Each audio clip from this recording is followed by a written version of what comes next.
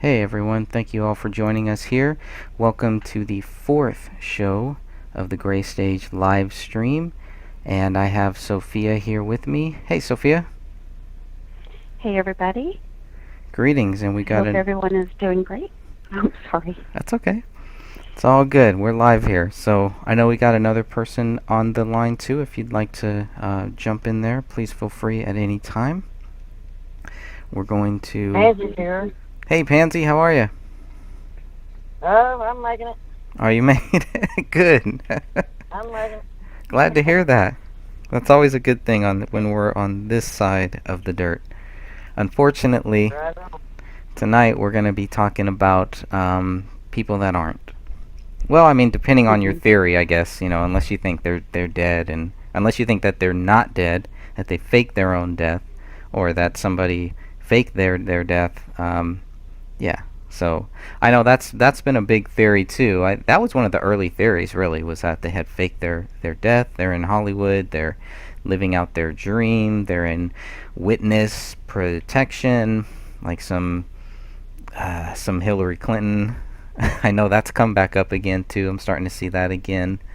You just never know. But what we really want to do here, we can always talk about anything, but what we really want to do here is kind of go over the factual documents, go over the research, try to stick to the facts, try to leave our theories out of it as much as possible, which is almost impossible because when you look at the valid theories, and there are a lot of valid theories out there. I just don't want to get too caught up into one theory when I'm still at point A here, 5 years later. So, as long as everything is good here, I'm gonna see if we are actually. Probably should check if we're live on YouTube. That would probably help, or else we're just sitting here talking Oh, to we're live. ourselves. We're live. Okay, I'm Um, curious where it shows up because I'm looking on my channel right now. Yeah, I'm looking. I mean, I'm looking at it right now, and I do not see any indication that um, we are live. But whatever. YouTube oh, is I not my always do friend. this refresh, Okay. Oh, okay. and it There it came is. up. I see. All right. Just checking on that. Okay. So I think last we left off at about page 56, page 57. Again, we are going to try our best to keep this to about 60 minutes. It's been pretty much impossible so far, but that is ultimately our goal. So that's where we're going to go. Before I get started here, Sophia or Pansy, anything you want to say while we open up?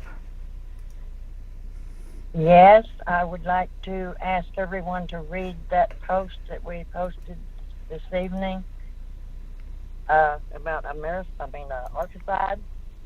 Mm. Mhm. It is really, really, really interesting. It's about Clintons and how they did away with people, and it sounds so much like what we're reading. That was posted in the So much like, group, right? Mhm. yeah, Yes. Let's see if I can pull that up here. it is so interesting. What do So you guys? much like what we're into. Yeah, it is. Okay, here it is. I got it up right here. Examining Jeffrey Epstein's death as Arkansas with special guest Larry Nichols. Larry Nichols, that's an interesting character too. Interesting person to research for sure. Now, what do you guys think? You think? I mean, Colleen just asked us to just listen to the first 5 minutes, and the first 5 minutes are Well, like, no, and you listened actually to the the whole whole thing. thing. Uh, Okay, did you? yes, almost. It's interesting all the way through it. It's about things that aren't normal ways of death, especially this one dude, both of his hands were cut off. Uh, his spine was severed in back, and his feet were cut off. And then he torched himself, which that's impossible if you don't have hands or feet, or whatever. A head to think with. It's just really, really odd. Yeah, Really odd. it certainly is. And they did things to where they couldn't be investigated. They had people working for them, uh, lots of people. They covered up a lot of stuff, where it couldn't be found out. It's really interesting. Y'all need to watch it. Yep, I would Make agree. you think about what happened to David now. I can remember, gosh, when I first came to the group, I was like, God, don't ban these, but it almost sounds like the Clintons were in on this. And I can remember Greg posting back, because I thought I ban you.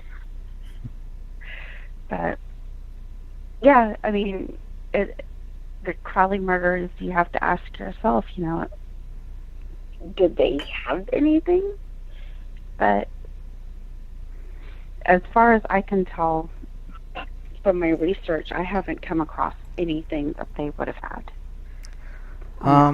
What about that donor list that they had? Or there's some list in David's, in his office bedroom, in the printer, actually. And it's a list of the top 100 or 200 contributors or donors.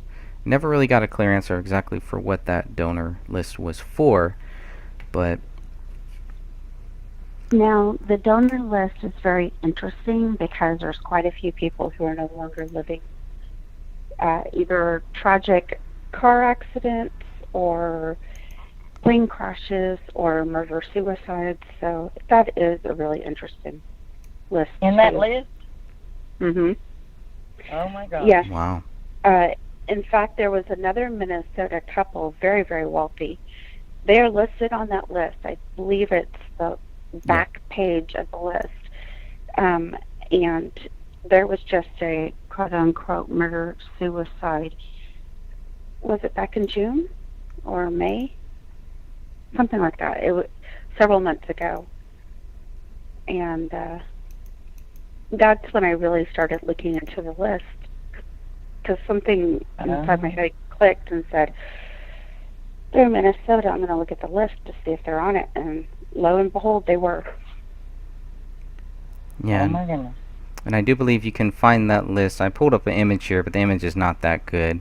But you can find that list in the BCA 485 page document. Right now we're going through the 488 page, which is the most recent one.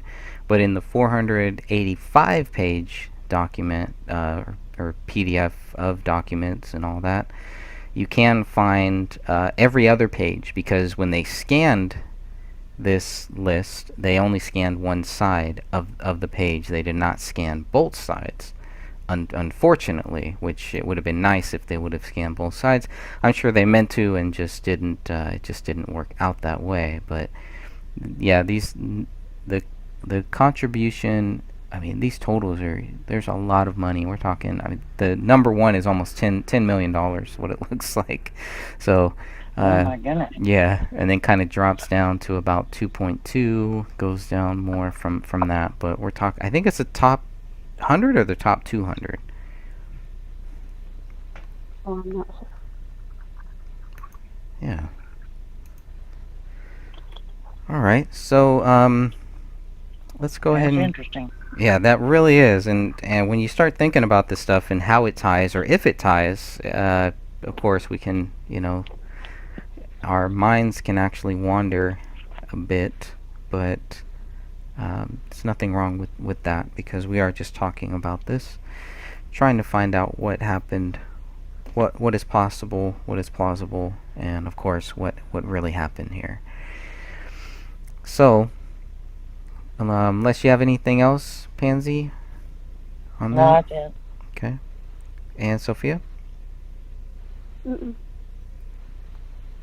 All right. I know we have Walter listening in. I'm not sure if he's gonna chime in, but I do appreciate you, Walter, for listening in here.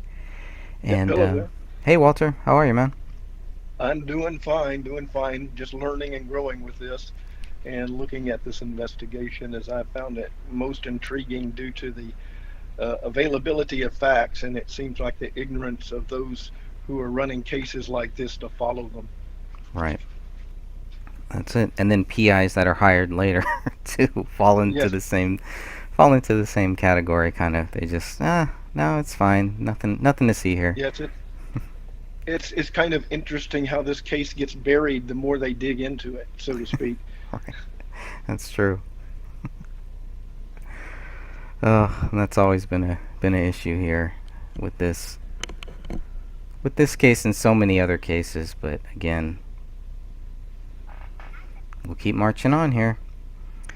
Got to keep prodding on, going for it. That's right. All right, so right now we are looking at page 57 of the 488-page document, and we are looking at some of the back and forth between the BCA analysts. And we left off, I believe last time we left off to where it was February 18th, February 19th, right before they're about to find item 57, the bullet that they missed and weren't able to discover till 1 month later. One day before that, or maybe actually on the same day is what it looks like, they have still not charged anybody in this case. And that was found, I believe, on page 56. So on page 56, they're very clear to say we have not charged anybody in this case. This is actually at the top of page 57. And this is from Tommy Booth to DPS Catherine Roach. Good morning, Catherine. Nobody has been charged in this case, so I am giving your permission to use up some evidence in its entirety for DNA analysis. So it's very, very clear. Not only have they not charged anybody in the case, they never do charge anybody in this case, which leads back to the same question of why we are supposed to believe that David Crowley is guilty, and what is it based on? Because it sounds like it's based on a theory.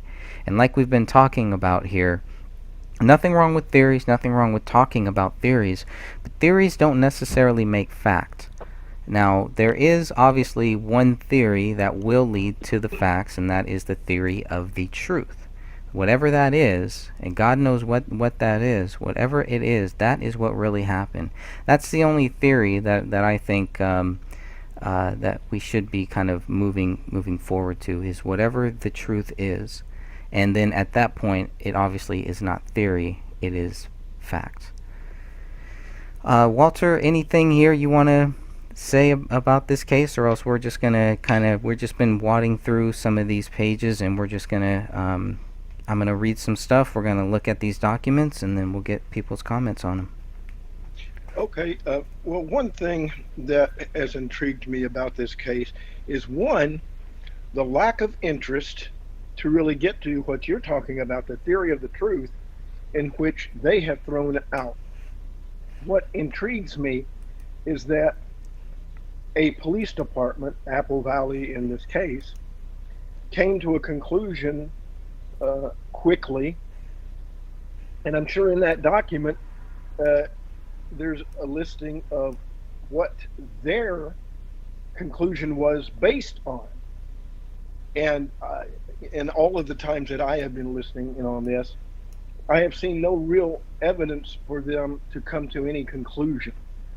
It, in fact, is the exact opposite of what they conclude based on the evidence and things that they look at, from my perspective, that I have seen and heard from Catherine and you in looking at it. And one of the issues is, what other department other than Apple Valley was involved in this case? I know there were others than just Apple Valley Police Department, if I am not mistaken. That's right. That there were others looking at this, and they seemed to back up Apple Valley in a sense, without any real review of the evidence as we've seen it, and it just brings up questions. How did they overcome those hurdles? Is there anything that they list or write in their report that overcomes the hurdles that we have seen? No, I don't think so. Sophia, I would agree. do you see anything? Mm-mm. No. Pansy, No. how about you? No. No. Nobody's seeing anything in the documents that would back up their theory. What they're And saying. that then goes to there's the big question. Then we must ask, as John Q. Public, why? Why? And this goes more not to not knowing the facts, but turning a blind eye for what reason? Because this is what it appears to me. They're turning away from the truth to come up with a conclusion that is obviously not supported by facts. And that leads to the other question. Why are they doing it that way? And who is compelling them to publicly support this kind of nonsense? That's the questions that come up in my mind. Because this obviously has a basis of reasoning from their perspective to turn the case over like this. Like the case in California. What was that case where the father and it killed his 2 children and the dog? I forgot the name of that. Philip Marshall. Oh yeah, Philip Marshall. The same kind of issue comes up. People die. It appears to be suicide and murder, as with Philip Marshall.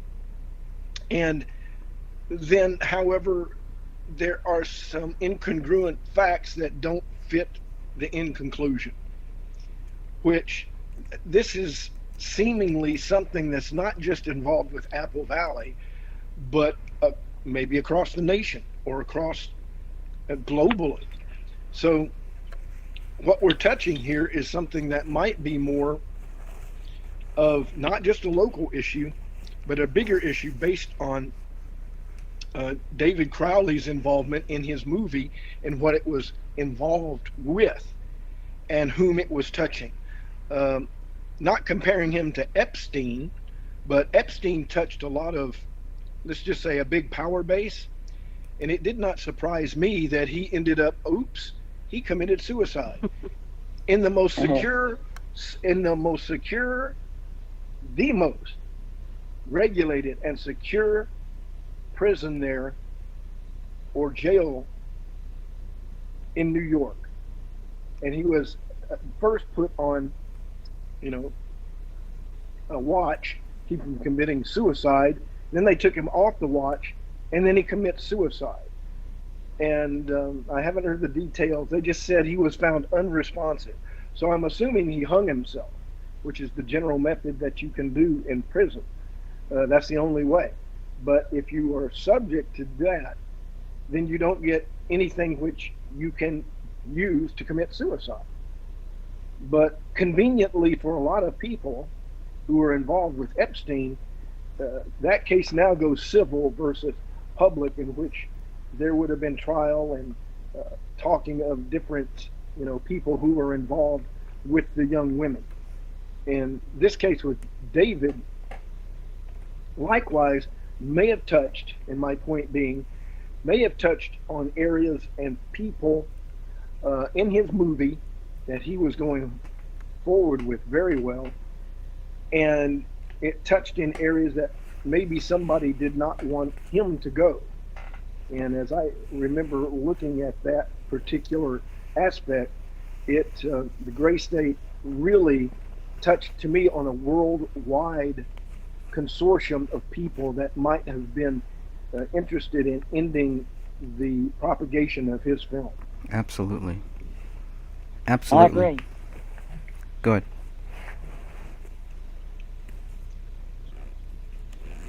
Okay. Yeah, I And really. it's almost scary. It could happen in your community. If it happens there, it can happen anywhere. Right. And when you look at the reach that David's film had, so I keep calling it a movie, but it was just a movie trailer. There was no movie ever made. But when you look at that trailer and you look at the reach and how that trailer resonated with so many people from so many different countries and has been translated in so many languages, to almost to the point where, well, you don't even really need that. It is scary. It is scary. And I think some people, especially back in 2012, were probably scared because there is a lot of truth to it. Because we have seen this stuff. They do that. um, it happened later on. You know, not where the police are kicking down doors, but during the Boston bombing, right after that, when they were looking for the two quote unquote suspects for the Boston bombing, um, they were, you know, it was like a scene out of David's trailer.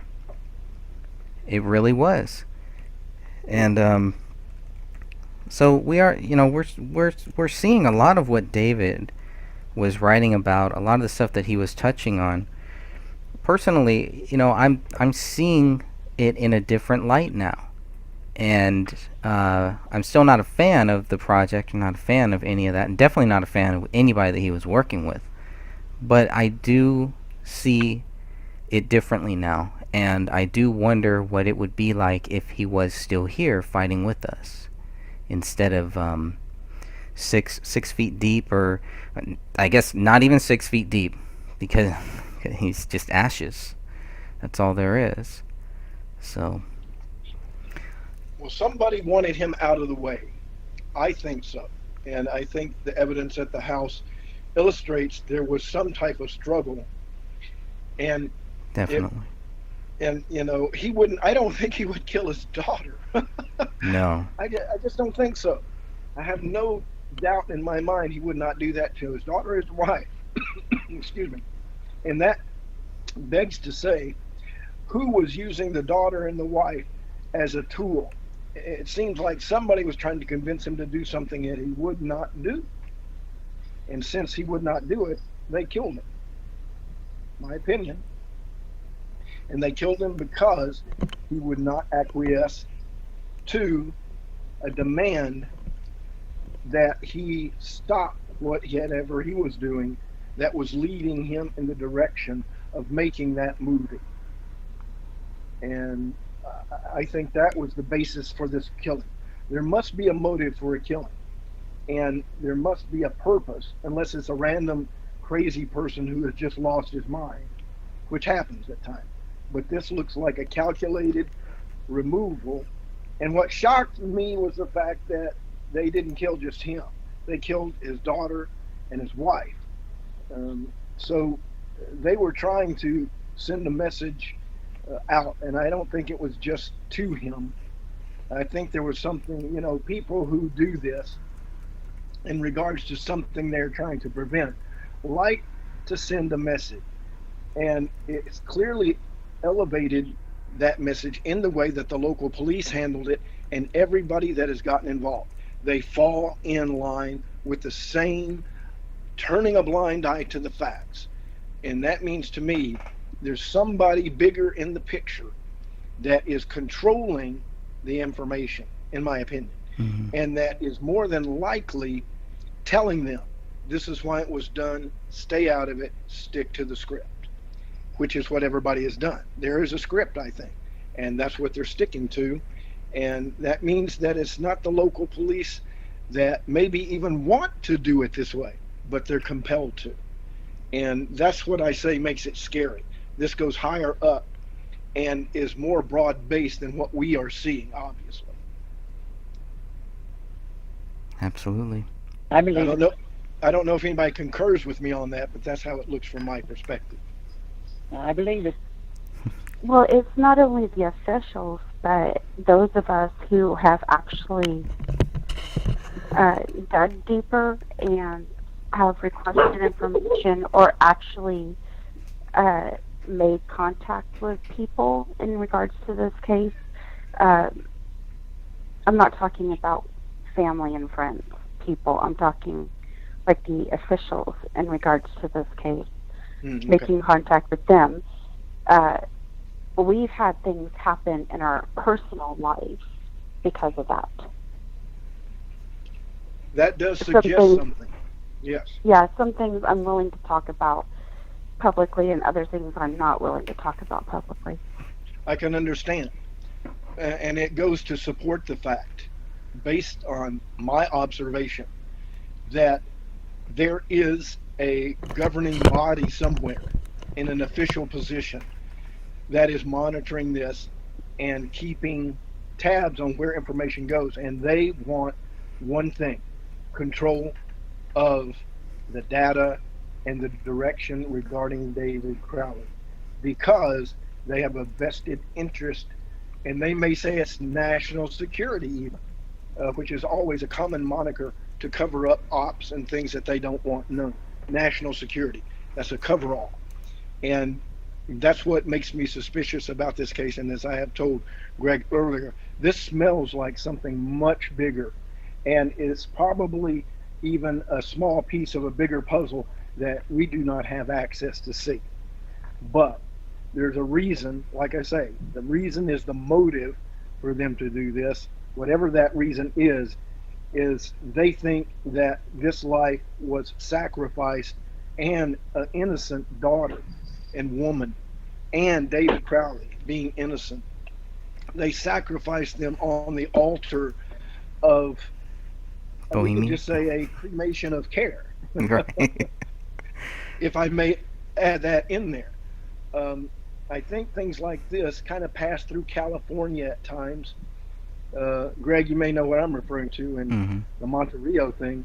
I think these things come across through there in some aspects in very, very tight circles and in very, very closed rooms regarding things like national security, who's trouble, who's not, what do we need to move on, and what do we need to stay off of or watch and monitor. So it's a very big spectrum, but I think these little things like this illustrate that there is a controlling party involved that is constantly getting the info and getting the direct data that gives them the opportunity to act against certain people. Like one just spoke here, like there's been threats, there have been calls, there are people that are out there really saying, you know, we don't want you talking about that, you never know what can happen. They always speak very lucidly and directly to our fears. And that's what I think happened to the Apple Valley Police Department, and anybody who gets involved in this and really starts tackling the people who were dealing with it, those things happen. And I'm prayerful for each one here that you be protected. Right. Truth is to be done, and that's what you got to do. You go for the truth and pray, one, for those who are involved in the covering of darkness, and realize they're people too, and they may be in fear for their lives also. And I always think on the other side of the coin, if I was covering something up, why would I do it? Well, generally it's a threat to your life, or even worse, those around you you love, you fear for them. And this definitely smells like a high operation cover-up. For what reason? I think the motive tied to the movie, he was getting into things that was touching things that they were not keen on letting to be aired in the public. And he was somebody that was going to get it done. They knew David Crowley would get this done. Second of all, he was a Christian, a believer, which there are some that are naturally opposed to those who are of the faith. And especially since, like Greg or myself, I want to seek the truth and put it out there, because we are to confront darkness and expose it. What do they want to do? They want to hide and conceal it. So that's the world we're dealing in.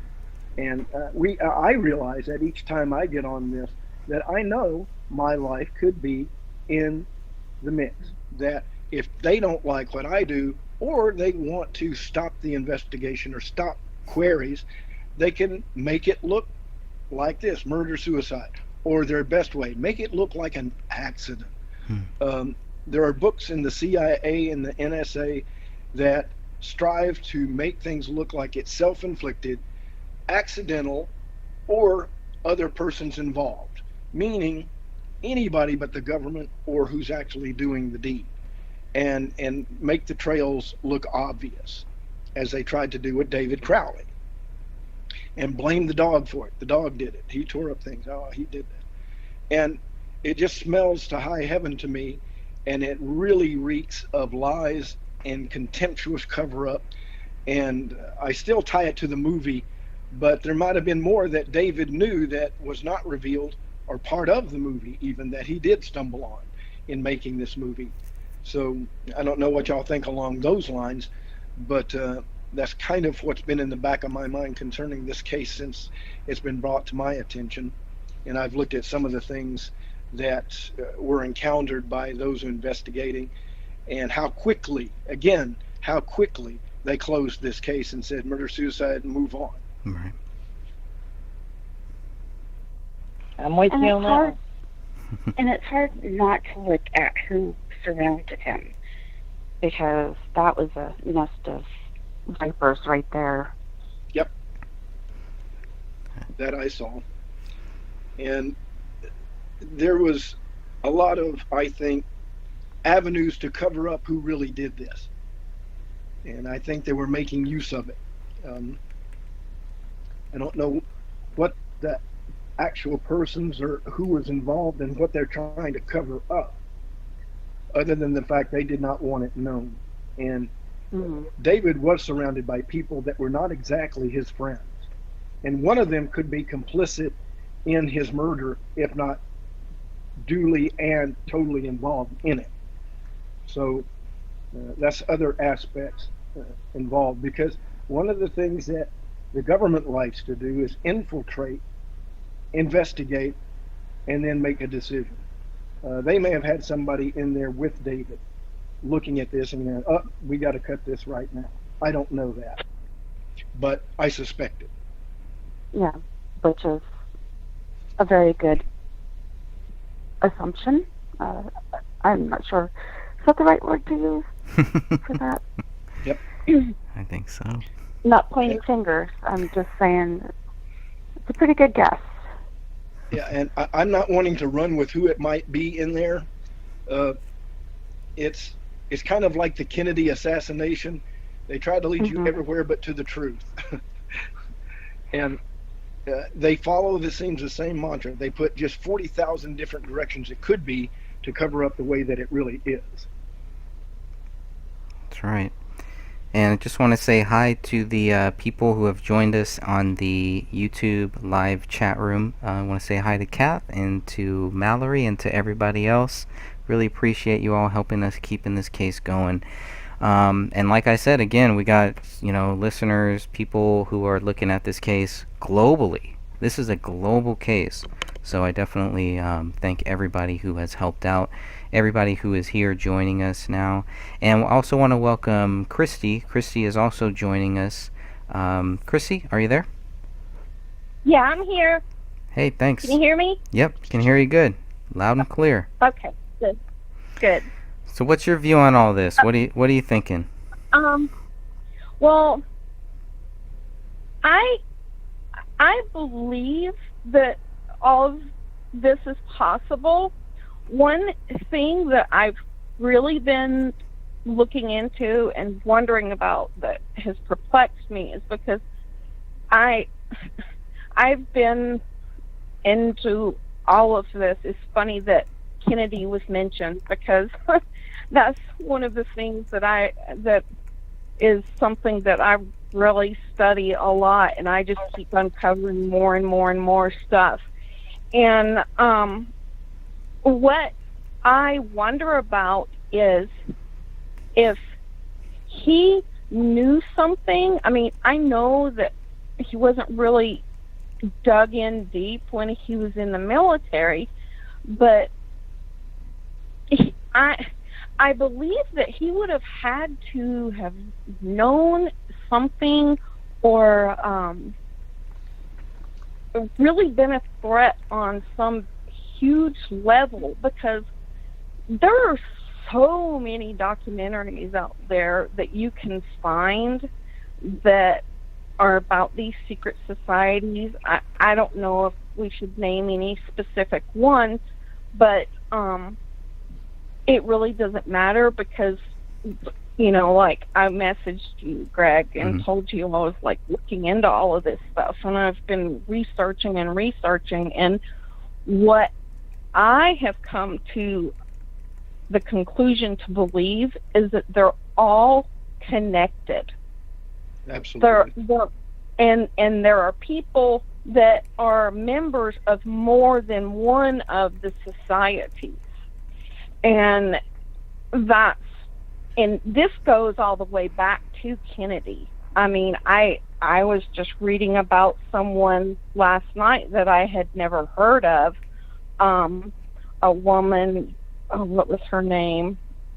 There was a Christine Keeler, and then there was another woman that was involved, and she was not only a double agent, she was like a triple agent. But she had dealings with the Kennedys, and I can't remember the guy's name that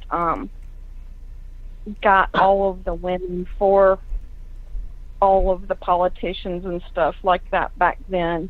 But her name was her last name was Novotny. Novotny. And let me look and see. She, and a lot of people don't know about this because a lot of this went on over in England, even though they had a very strong presence in Washington.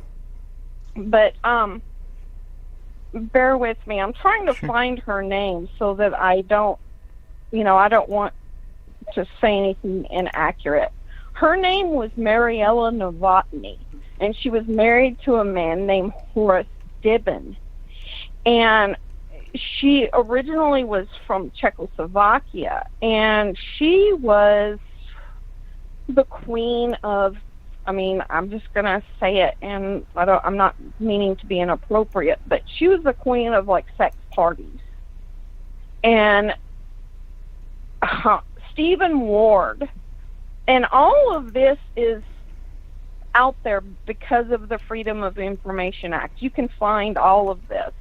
All of this stuff has come to light because they keep releasing more and more and more papers.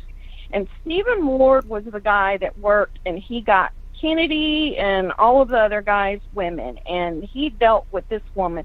Well, not only was she the queen of the sex parties that they had, she worked for MI5 and the Mossad. She had numerous connections. Well, she started talking about writing a book in 1980, and she said that the CIA had her journal, and this was going to really be dynamite. Well, in 1983, she was found dead from a drug overdose, supposedly a suicide. Does that sound familiar? No, I've never heard of this one. I'm trying to look it up now. I'm actually looking. It sounds a lot like Marilyn Monroe. Yeah, Dr. Feelgood. Yeah. Okay. Or what about that Hollywood Madam too, or something? Yeah. Where she was going to write a book and have that black book and everything, and exactly. She ended up dead. Yeah. But I'm not trying to digress. My point is that this goes way back, and they were members of these societies and stuff, and it's really funny because Kennedy actually made a speech about how things shouldn't be secret and whatnot. I'll try and find that speech where he talks about everything should be out in the open and there should be no secrets and stuff like that, and it just made me laugh because they were all dug into these societies. And so it goes all the way back into the 1800s, if not before that. And Right. it just goes on and on and on. And so basically my point is there are all kinds of things out there. There's documentaries about each and every one of these organizations and people secretly going in and filming them during ceremonies, and then you've got like major motion pictures that allude to things like Tom Hanks, and I'm not going to name any specific things because I don't want to be accused of saying that anyone's accusing anyone of anything, but there's a Tom Hanks movie that alludes to certain things, and so there's even major motion pictures that allude to things people getting killed for going places where they shouldn't go. So I'm really, because I'm not ruling that out. I mean, that's a strong possibility, but what I'm wondering is, why was he so dangerous for them to do this to him? Because there's so many people out there that are so vocal about this. I mean, you've got the 9/11 people, you've got all kinds of people out there, and why him? That's what I'm trying to figure out. That's what I'm trying to, and it's so hard because we're limited to the information that we have, and so it's really hard to figure out. You're right. Well, one of the things that I noted. Well, one of the things I noted about Kennedy, I want to interject here, is that I have looked up, is that there were two things that Kennedy was finding that he did not like. One, the Federal Reserve was not constitutional. He was going to do away with it. Two, the CIA, he said he was going to tear up and scatter into 1,000 pieces. Two things that I think had great input to what happened. Plus, at the time, our government was looking at him as being too cozy with Russia. And one of the things that's ironic with Kennedy is his family was tied in the war with the Bushes and everything in the past, and involved in some of these secret societies. And I think he and his brother, Bobby, disagreed with that. And we're going a new direction. And I think that's why, as you both see, both of them were executed. And there's a lot of symbolism. What's really interesting is there's a lot of symbolism with his death. I'll post this one documentary that I watched, and I'll send. I mean, if anyone wants any of the information that I've come over, on the internet and stuff, feel free to message me and ask me for it, and I'll send it to you. But it's really interesting that symbolic things that come into play just with his assassination. And like you said, his connection to Russia, that had a huge thing to do with it. And, there was no love lost between him and people in the CIA, or even between him and Johnson. The only reason they were still around is because of the dirt that they had on people. They had so much dirt on people, they didn't know how to get rid of these people, because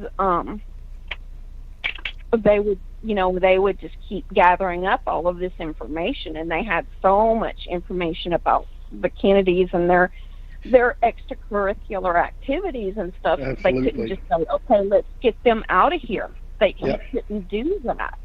And so, but there's a connection with Giacomo, the mobster. There's a real strong line. You can follow it, because Giacomo was a mobster. He was associated, and their dad had strong connections with the mob, because he started out bootlegging. And so you can follow the line, and what's really interesting is you can follow the line of all of the deaths, because Giacomo was connected with Ruby. And Ruby assassinated Oswald. Who had no involvement with Kennedy. And Oswald supposedly had connections with Russia, but they just killed Oswald so they couldn't prove that he didn't kill Kennedy, is the only reason he did it. But, I mean, I'm kind of getting off of the point. But the point is if you know too much, they're going to get rid of you. If you know something and they don't like it, they're going to get rid of you. But that's the $1 million question. What did Crowley know? Exactly. he had to have known something for him to be so dangerous to kill him and his family. And He the would thing have about had it- to know something. And the thing about it is, he wasn't working on his film at the time, was he, Greg? They were When he working. was killed, he had not been working on it for a while. No, he was working on it. He was working on it up until the day he died. So he was working on making a treatment for a TV series. Go ahead. I mean, I know that, but was he working on the movie effectively at the time he was killed? Well, by was that he offline for a while? I don't know if he was offline. That's a really good question, because it kind of goes back to when did he actually die? Because if you really look at it, the people he was working with to turn Gray State into a TV series had not heard from him since September. Whoa! That's a long time. Now, maybe that I might be off by 1 month, but even that is, they were That's a trying couple of- to that's contact 2 him. to 3 months. Yeah, that's a long time. So when we started going back and really thinking about, okay, who saw David Wynn? Who were some of the last people to actually see him? It kind of brings that up. But in September is when the Gray State moved from a movie. They were going to make it a TV series, and David publicly put that out on Facebook. So everybody knew it. Everybody who was hoping that this would be a feature film, now the whole plan changes. Now it's not going to be a feature film. It's going to be a TV series, which may lead into a feature film later on. But that's what David was supposed to be doing at this time, was working on a treatment that would help with this TV series. So he's basically working, which this is normal for him when he gets into that mode where he's writing. So, and then all of a sudden, he turns up dead. Oh, so he was starting to write the scripts for his series Correct. that he was wanting to put on TV. Right. Did they find those scripts? That's a really good question. I would assume yes. I think they found everything that was in that house. Everything that he was doing, everything that he was actually working on. They had it all. I think it all, after everything was said and done, I think it went back to David's dad, and from there, the Gray State team got their grubby little hands on it and are still trying to do something with it. That's what I think. They're still trying to make money off of this. Oh, I based on what happened to David, they better take note. Because honestly, if they were to actually get that going, it may not bode well for them if they're really trying to follow up. Because, like I say, I hope it does come out and they get it on the air. I'd like to watch it, to be honest. I really would. But it won't be his movie. It won't be his won't be vision. his That's the idea, problem. Nor it will not have the information that he had. No, it Because won't. I think the reason he was killed is because he knew something. He may have been holding back on it even a little bit for his own good and his family, maybe. I don't know. It sounds like he was going to take this in a more spiritual. There was going to be a lot more spiritual stuff to it, and a lot of the people that David was actually working with were not Christians. that. They did not Yep. like Christ. They were almost, obviously you could say, well, if you're not of Christ, you are antichrist. So by that, Yeah, that's true. by that way, you could pretty much say that. But these were not people who wanted to take it in that way. They didn't want it to go in that spiritual. They really just wanted to keep it just a Hollywood blockbuster, true to the Hard facts. true facts, to type that thing. trailer, to the 2012 trailer. Yeah, that's Go ahead. Yeah, that's totally what I took from the trailer with the mark that they were putting on people's arms and them not being able. Obviously, the woman goes into the grocery store. She's not able to buy anything because she doesn't have the triangle on her arm, and then the guillotine. Oh. You can't get any more. This was dealing with the mark of the beast, and the Gray State was dealing with that? Interesting. Well, he didn't completely say it, but I find it weird that he chose a triangle because and this is just what I believe, it's a personal belief, but like anything demonic a lot of times likes to deal in threes because it's mocking God, and a triangle is three-sided. But another thing that's interesting is some triangles can have 6 sides. And so, I found it really interesting that a triangle was involved. Also, the all-seeing eye, which is associated with many, many, many groups. But then the guillotine and the decapitation I was like, okay, I see what direction this is taking, And so that may be the answer to the $1 million question, Greg. Yeah. Or also, nobody has mentioned it, but I do think it. The Star of David. Think about it. They have 3 triangles or 3 on top and 3 on bottom, which is their national emblem. Which, if you count the points on each triangle, there's 3, right? Or there's 3 at top, 3 at bottom, 6 points to that star. Yeah, and if you just turn that star a little bit, then you've got the satanic star. And the interesting thing about this is that they're talking about their coming Messiah rejecting the true Messiah. So therefore, having 2 Star of Davids as a mark could be quite interesting. Or 3 stars, for example, given as the mark, the threefold cord, and the number 3 also being involved in that. Indicates a possibility of a mark imitating or being close to that. Mm-hmm. Which I think is keeping with the last days where the true Israel and the 144,000 come at odds against those who have these, what they consider to be the true Israel, based on the law, which cannot save, and those basing and boasting in the Savior about salvation apart from the law by grace through faith. Yeah. Which is what is shaking up.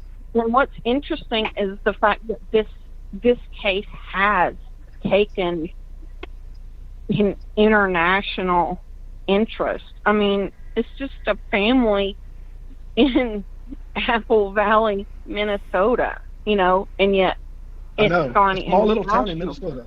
Minnesota. So, that says a lot, there's got to be a reason. Absolutely. There's got to be a reason.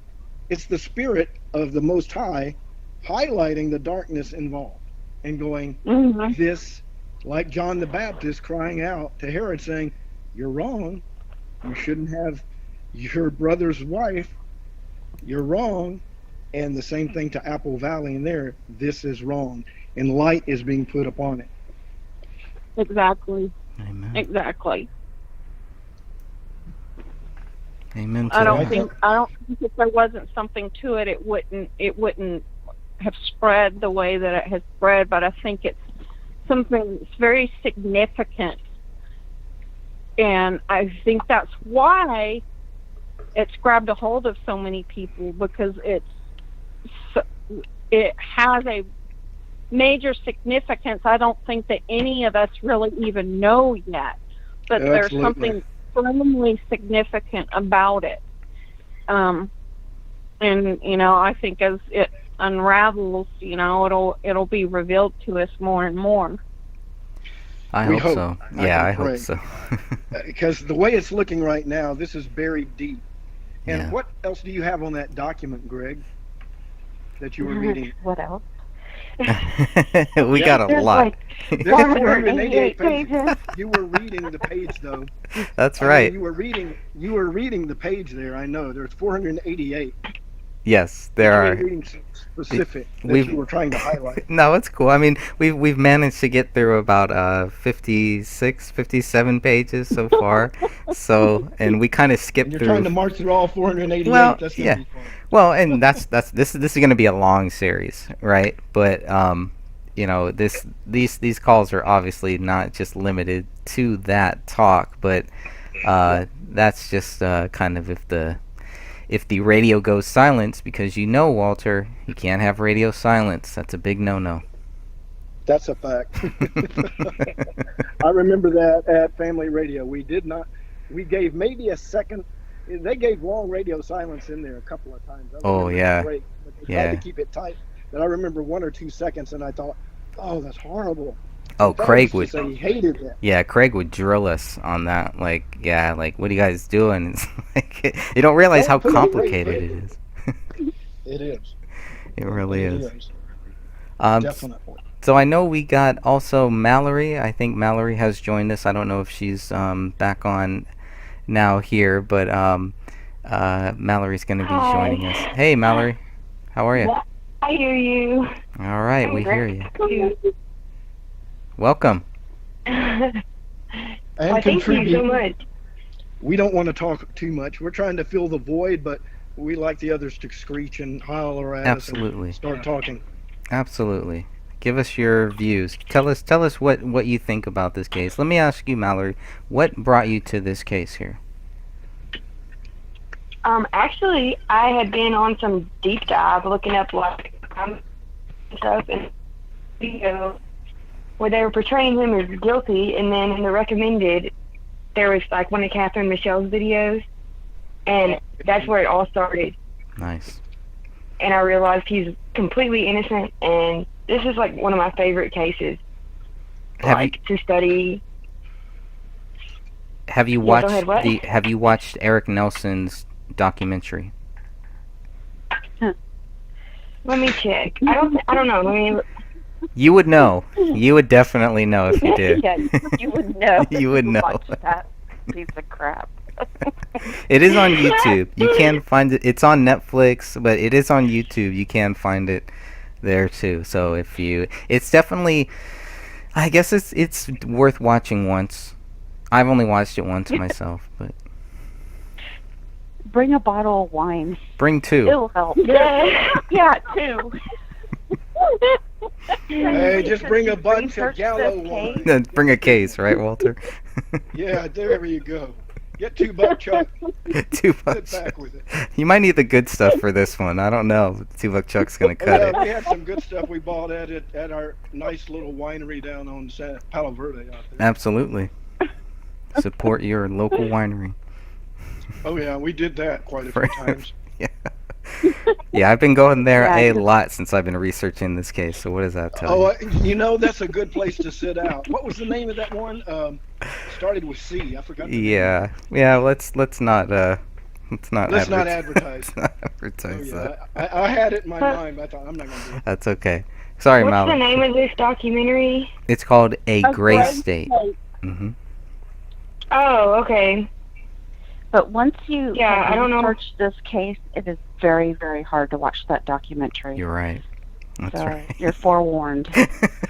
There's no going back after that. Oh, this Yeah, is probably once you gonna watch bug it- me then. It is gonna When bug you you. watch Yeah. it, it's there. Yeah, it's about 93 minutes long. Definitely worth watching. But you Yeah, know. I think I see it 124, or I mean 1 hour 24 minutes. Yeah.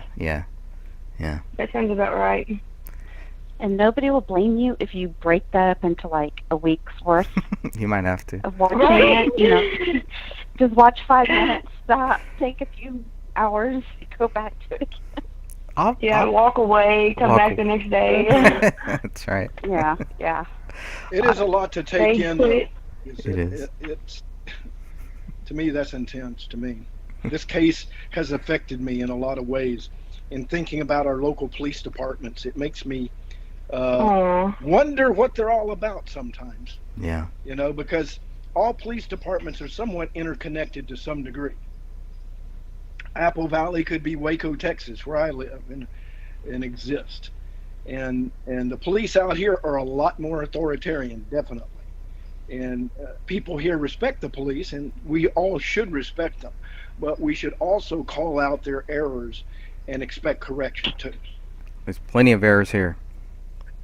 Oh yeah. Well, if some other police Errors, call them I don't out, know if then, they're errors. I think they're contemplated Right. actions.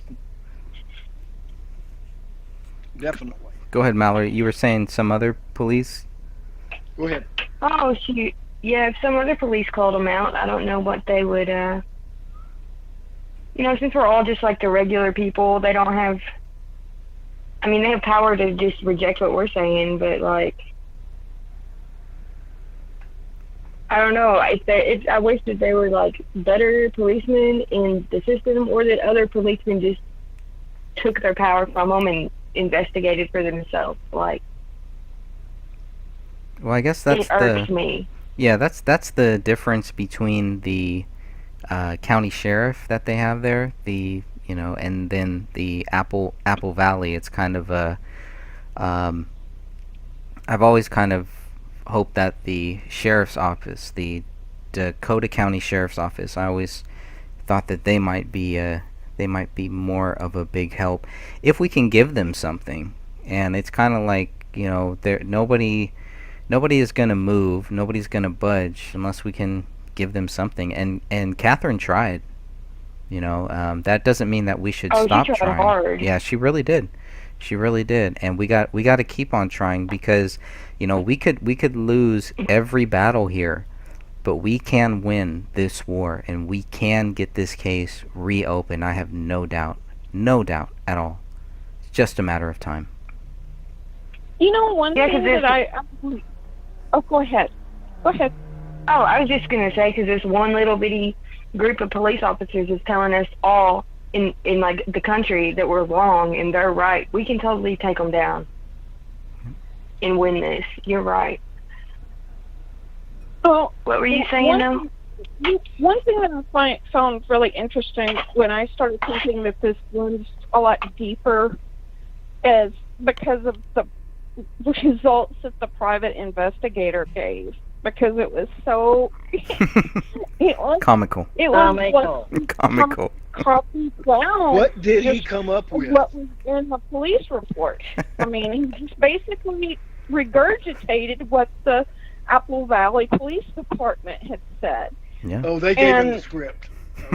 Yeah, and the thing is, and here's my other question, especially if anyone is listening: if people want us to go away and shut up about this, if there is proof in the diaries that he did this, then just show it. Show the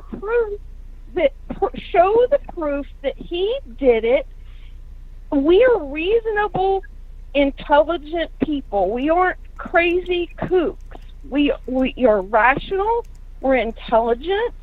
We're not just trying to chase this just for the sake of chasing it. I mean, I don't spend hours and hours and hours of my days going over this because I enjoy it.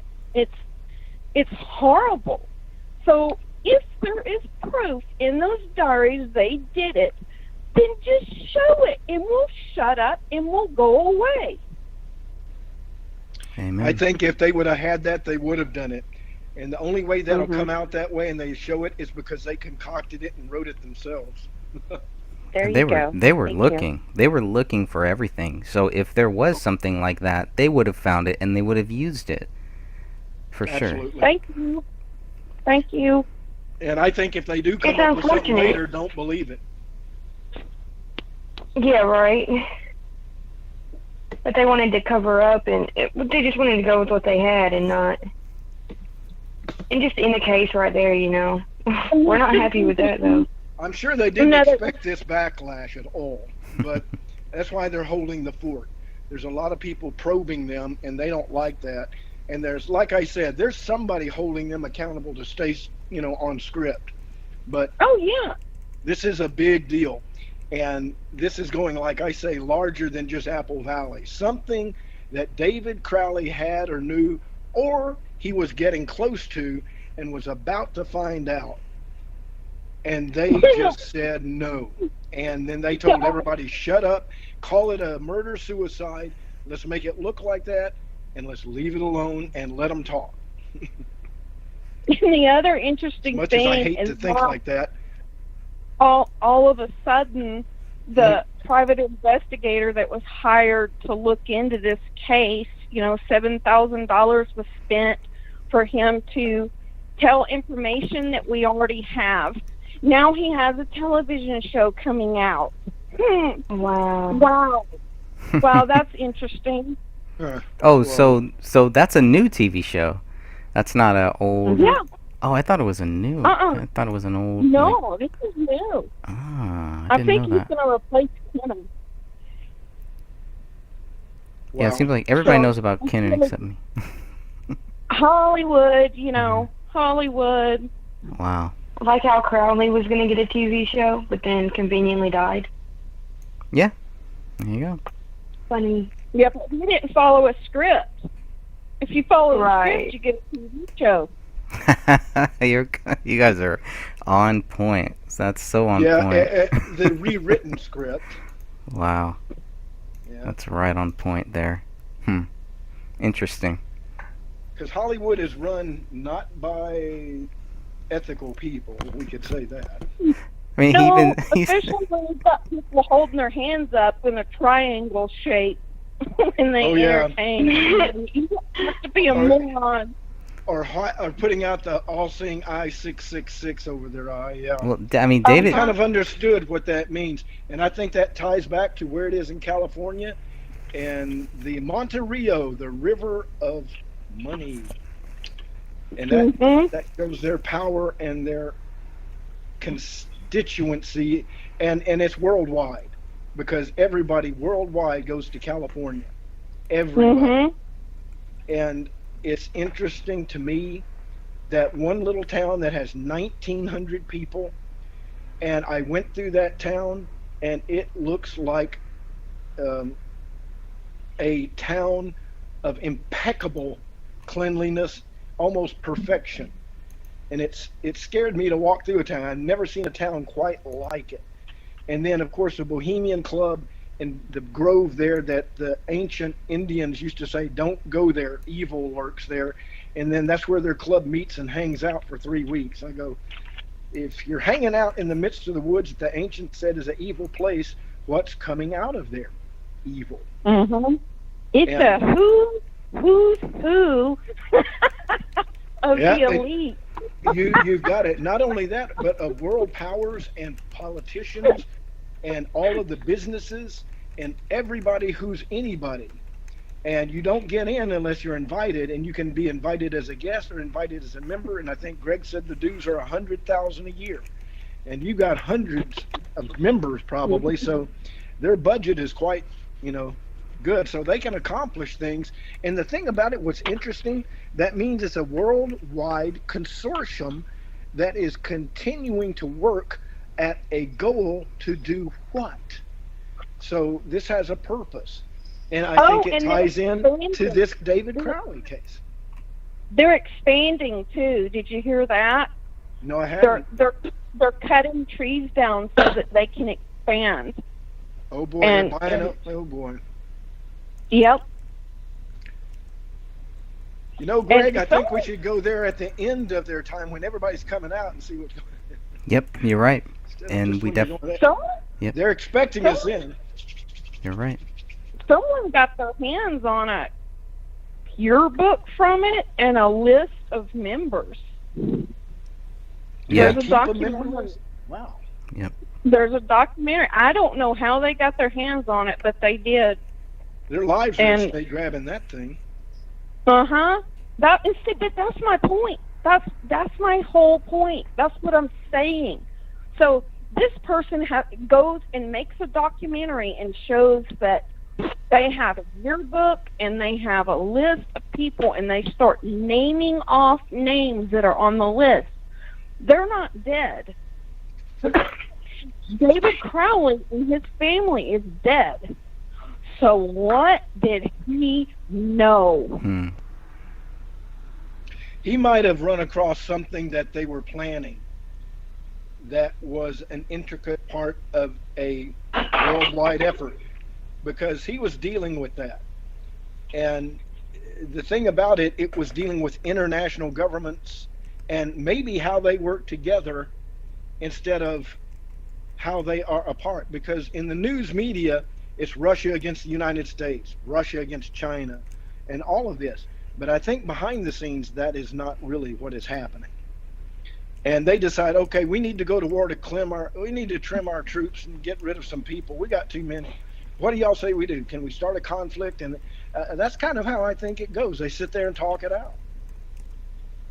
Exactly. Well, a certain group that has been around forever, you know, they started doing the same type of stuff in Germany right before all of that broke out, and they did exactly what is going on here. They're dividing and conquering. What they're doing is they're dividing the public.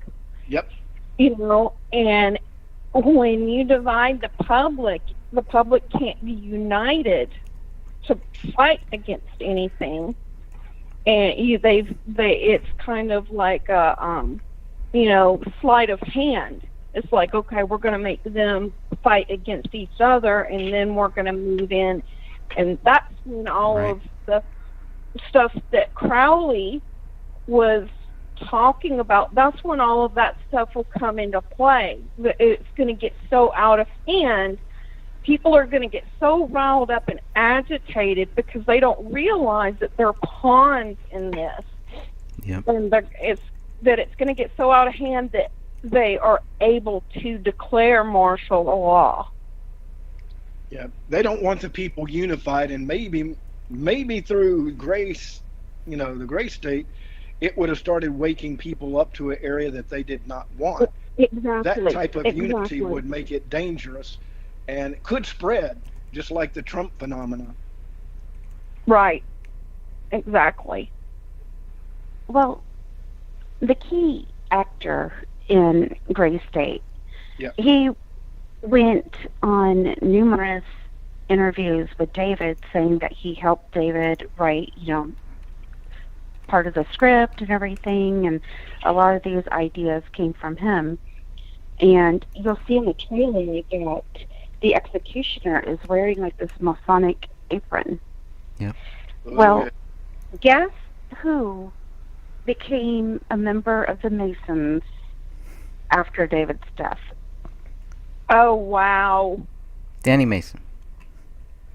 Mm-hmm. interesting. And you know, I was just telling Greg, the biggest Masonic lodge nearly in the It's right world there. is no. You know where it's really Oh. located? You're not going to believe it. I didn't either. Waco, Texas. Oh, wow. And guess where Kennedy was killed? In Texas. And I thought, now that's quite a coincidence. Because I noticed the Masonic library. They have a huge Masonic library. I took some pictures and sent to Greg. And I haven't passed a lodge here, but I was just looking up the lodge here because I always look it up wherever I go. And I'm from Waco, and I never knew. And they said the biggest lodge, nearly worldwide, is the lodge in Waco, Texas. And I was going, what? Waco has a population of about 100,000.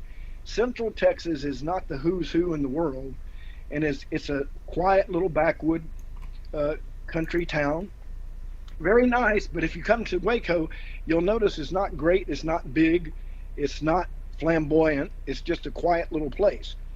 And I was stunned. I go, the biggest Masonic lodge is in Waco, Texas? I'd expect someplace like Houston, Dallas, Fort Worth, New York City, you know, something like that. But it is located in Waco, Texas. And by this, I understand that Waco and the surrounding, even in a little town called McGregor, they had a Masonic lodge there, a real small one. And I'm thinking, my gosh, my state is the biggest Mason state around, one of the most powerful ones. in my opinion, based on what I just learned about Waco, Texas. And I thought, wait a minute. The Masons are, of course, tied to, I bet you a lot of them are members of the Bohemian Grove. If they are invited to be so, they would choose one of those people. And so that stunned me. And when I thought about Kennedy being killed in Texas, and now tying this to Crowley, you mentioned the Mason there. So I think this is just coming to me now. Maybe the Masons had the ears on David Crowley and his group for whatever reason, and were monitoring it and reporting to whomever they would report to. The head Mason, and if y'all are aware of it, is, guess who? Y'all know who that is, right? No. Who? Y'all don't know? It's the Scottish The Queen? Rite. Ah, you are correct. What the devil? Queen Elizabeth is the head of Masonry. Wait, she's but she's a woman. Yeah, they Well, made it. She, It's, she they made an is the exception. head. They made an exception. Wow. Oh, yeah, they did make an exception. You know, But she's the head Mason. since you mentioned that, because you mentioned Kennedy and the Masons and everything, do you know what the FBI headquarters, what building it was located in when he got shot there in Dallas? Now, I haven't seen was- that. It was an old Masonic lodge. Exactly. Makes sense. Wait, which was an old Masonic lodge? The FBI headquarters in Dallas Ah. when Kennedy got shot. That makes total sense. And I bet you a lot of agents are Masons too. Believe it It or not. runs deep. I'm telling you, it runs really, It really does. deep. If you start getting into this, it'll drive you insane. But if you start with that and start dissecting stuff, it runs so deep and it goes so far back. I mean, it goes back before you can even even recorded. I think it's just. But, you know, all the rabbit holes lead to one place though. Mhm. The Warren and the hold of all the rabbits and all the rabbit holes goes to Monte Rio. Believe it or not. I can believe it. I can believe it. Why I say that, I'll tell you why. Because every world leader, every known power broker and business leader, and some great movie stars, you can remember Reagan, and everybody of power is part of the Union City Square there in California, the Bohemian Club. And I'm talking about Putin. You can mention anybody, and that they all come together yearly, everybody. And if they don't go there personally, I think they remote in, or they get information, or one of their proxies in, to get the information and to get their agenda and their view of what must happen next in the world, so to speak. And you've noticed the guns and shootings in Texas are going crazy now. Shootings Yeah. in Texas. Are you saying they collectively? Oh, sorry. Go ahead. No, go ahead. Oh, I was just going to say, are you saying they collectively turned a cheek to the Crowley case? Well, I think that it ties to the Crowley case to some degree, because Crowley was doing something, and if there was a Mason involved, that means it got to members and to those who were interested, even back to the Grove. And I think they discuss these things here and go, what about this Crowley thing? What do we want to do about this? What is he doing? What's coming up? And I think that due to their fingers being everywhere, Masons are everywhere. And I was shocked at, hearing the largest Masonic lodge was in Podunk Town, Waco, Texas. And that means they like to hide in plain sight, but they don't want to go to just the big cities and everything. They want to be in areas where they're not going to really be noticed, or Overpowered? Nobody in Waco, Texas go, oh, that's the Masonics. Oh my gosh. There's nothing. Nobody protests at a Masonic lodge. Nobody's ever. There's never know, any shootings. You never see a shooting, a mass shooting or anything like that ever involved with Masons, have you? No, I'm gonna No. tell you something. No. There, you not got around the family Masonic members out- lodge.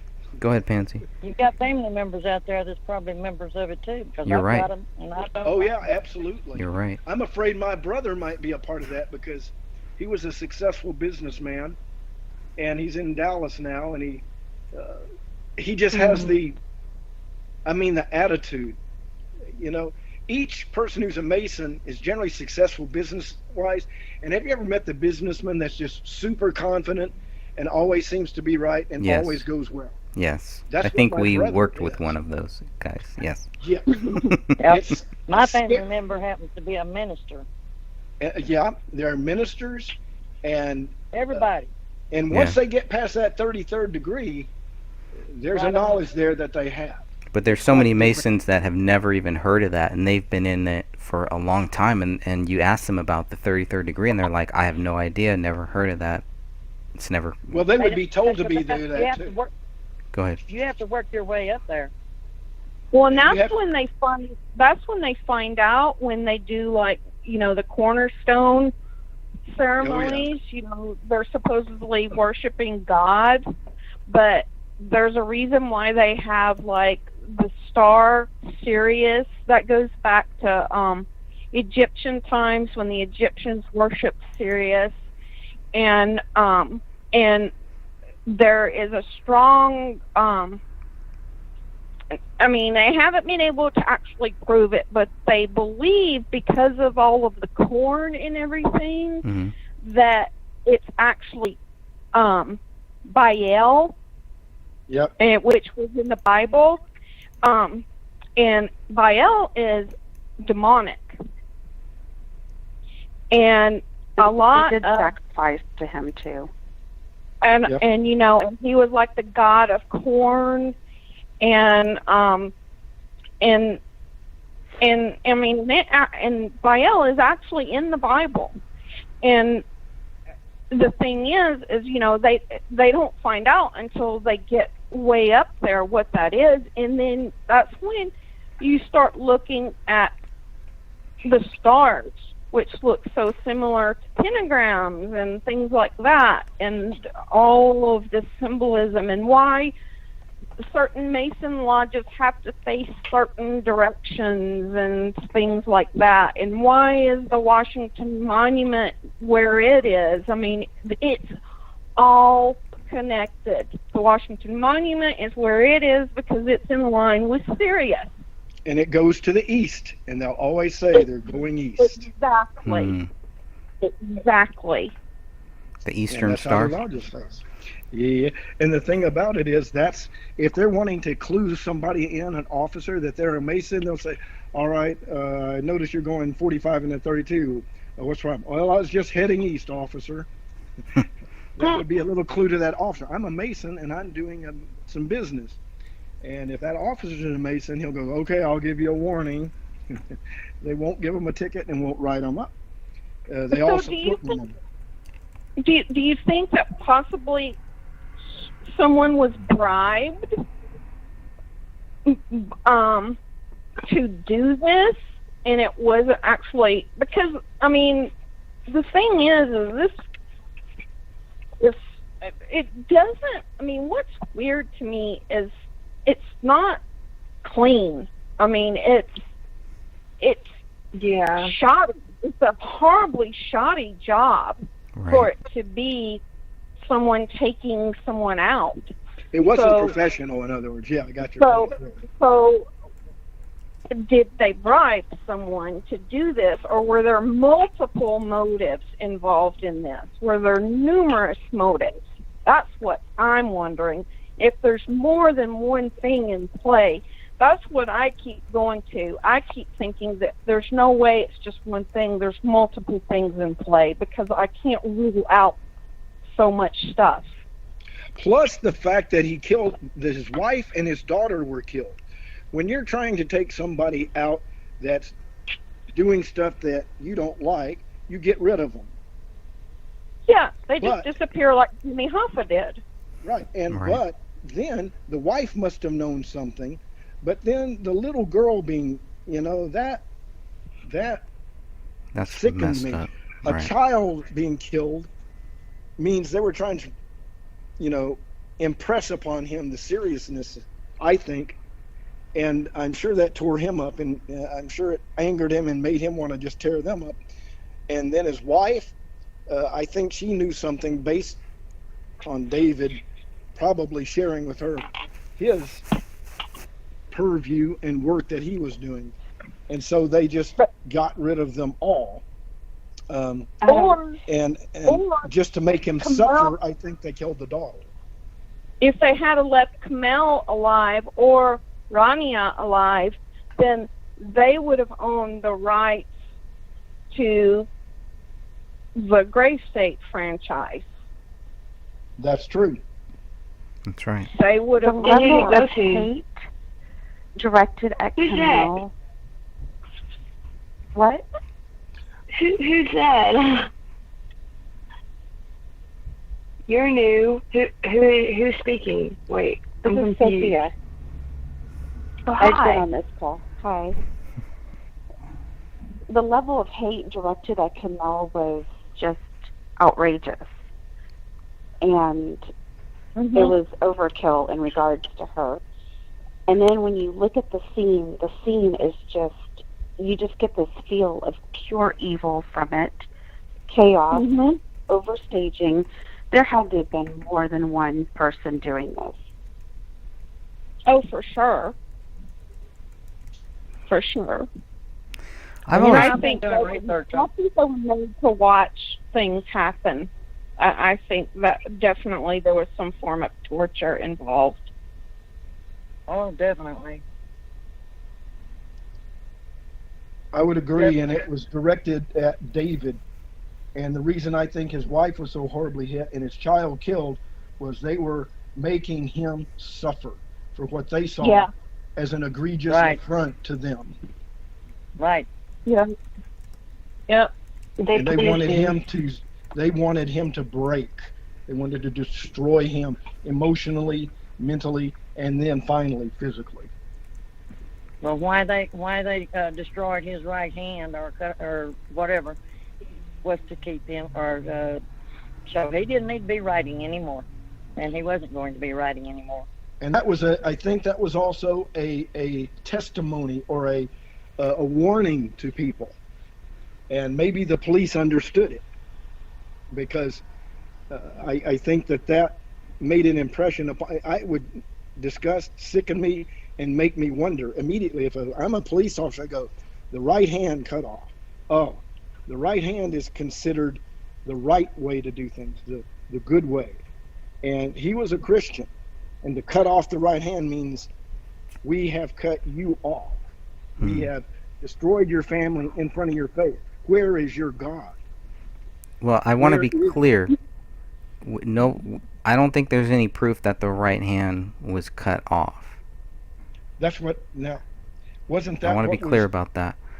It was Okay. missing, and it might have been cut off and then, scavenged or something like that. But I don't believe there's any evidence that shows that the right hand was cut off, and that's just my view. And I could be wrong. I don't know anything about that. I don't know But his right anything. hand was missing. His right hand was Mhm. missing. Oh, that is What? even more. Detached. What's Detached. even more perplexing, though, is his left hand being mummified And how and the the rest of left his hand body not being mummified. How did his hand get mummified and and that not the rest hand. of his body? I think the way that his left hand is a satanic symbol. Maybe it's a coincidence, but the way that his left hand was found is very odd to me. Very odd. I haven't even thought about that. That's How my does a God. left hand mummify in such a short time? That doesn't make sense. It doesn't. Well, Rainey, His whole body should have been mummified if his hand was. Catherine Rainey's believes face- his hands were tied. and her Go ahead, her Sophia. face, her hand, and her feet also were partially mummified. They were mummified too. That's right. That means there was some Mhm. time that passed before their death till they were found and mummification began. That means there was Right. some time. And Greg mentioned that they were not heard from for a couple of months, and that lends to say they may have been dead longer than assumed, based on the 2-week time frame of the January and the December dates that were discussed, and seems to indicate they may have been killed much earlier than what we 3 have weeks. heard. Right. They've told us 3 their body- weeks. Go ahead. Their bodies didn't show that kind of deterioration, though. Yeah, they'd have to freeze them or something to preserve the body. Something, yeah. If- Something is.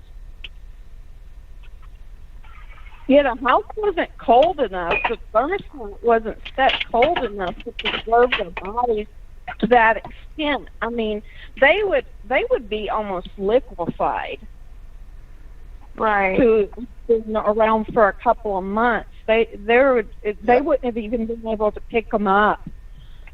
Because that's why the generally in a dry mummification is- atmosphere. It would have to be extremely dry and a controlled atmosphere to start mummification. Mummification Mhm. is generally going to come in a drier atmosphere. Because if you have moisture, you have bacteria, and bacteria liquefies the body, and then it drains into mush. Bacteria will consume it. What? I was gonna say, did they freeze Crowley and leave his hand out the freezer or something? I don't know how it happened to mummify, and the rest of the body be fine. Well, I don't know if the rest of the body was fine, right? I mean, different. Oh no, it definitely wasn't fine. But I mean, completely different condition. I hadn't heard of the mummification thing, and that intrigues me because that means they had to be in a dry area, and that might mean that where their bodies were found were not where they were originally when they died. Well, that's what I believe. I think they were moved in stage to that house, but they may have been killed out of the house and were in an area that could induce mummification, wherever that may have been. So that suggests the bodies were transported there to make it look like they were killed in that house. And then that means maybe that the shots fired in the house were just staging also. It could have been. That's a big risk, Well, yeah, I though. just thought to ask. Go ahead. Oh, I just thought to ask, where did that Camel's blood come from? Was her hand gone, or what? What happened? Both of her hands. I know that Her- Both, yes. So it was her hand that was gone. Yeah, both of her hands And were she was missing. missing I most did of her both of neck them. and head, too. Say that again, Sophia? She was missing most of her neck and her head, too.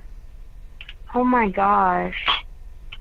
See, I did some Well- research on bullets and the damage they did, Mm-hmm. and it was talking about the 40 millimeter was not nearly as explosive as the hollow point 40 millimeter, and that's what he had. Now, what would he be doing with 40 millimeter hollow points? Because they do severe damage once they enter your body, and I think that that's what blew their heads off.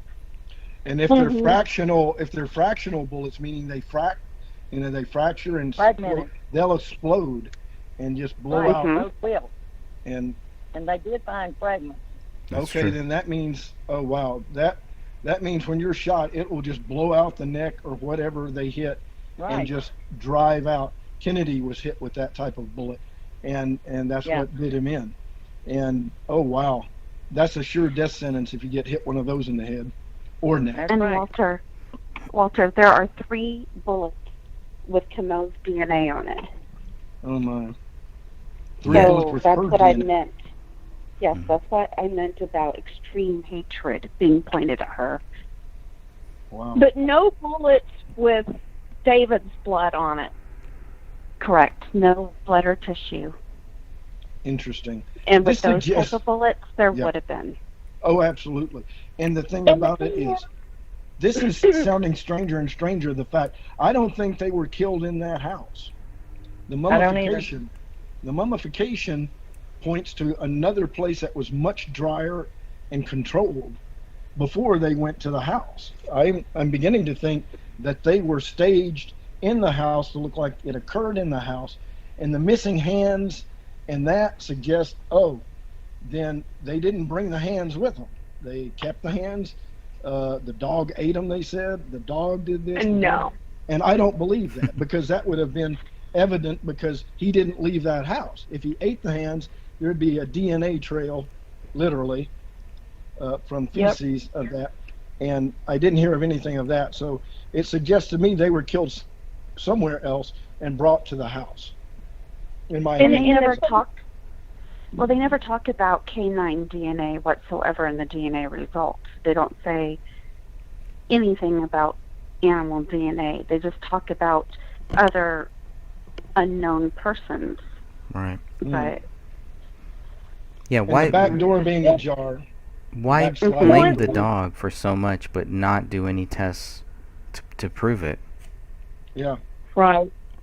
Well, and the thing is, too, in order for mummification to occur, I mean, like the way the Egyptians did it, in order to mummify a body, the body is drained of all fluids, all of the organs are taken out so that the bacteria doesn't start that decomposition process. That's how mummification occurs.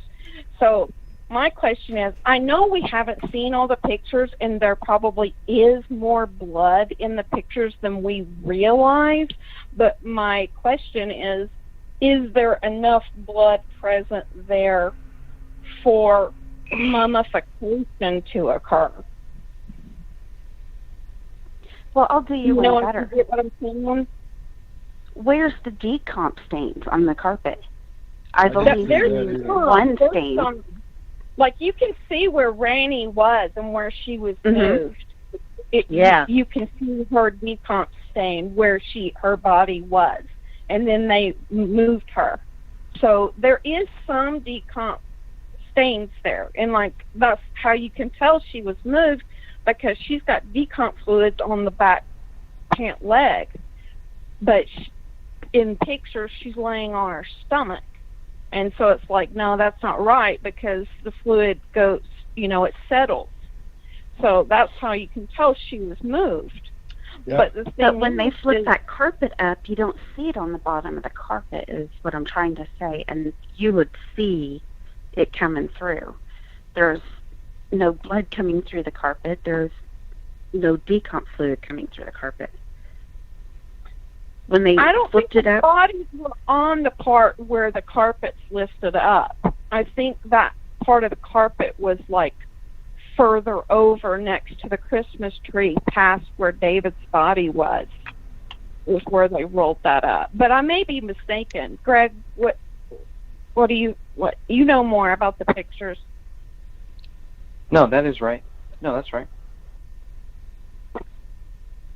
Greg, if you come up on 19 and 20 on the blood splatters, it shows imprints, just like that footprint. And that's nowhere near the footprint. Hey, can you guys hear me? yeah. Oh, okay. That was weird. Yeah. Yeah.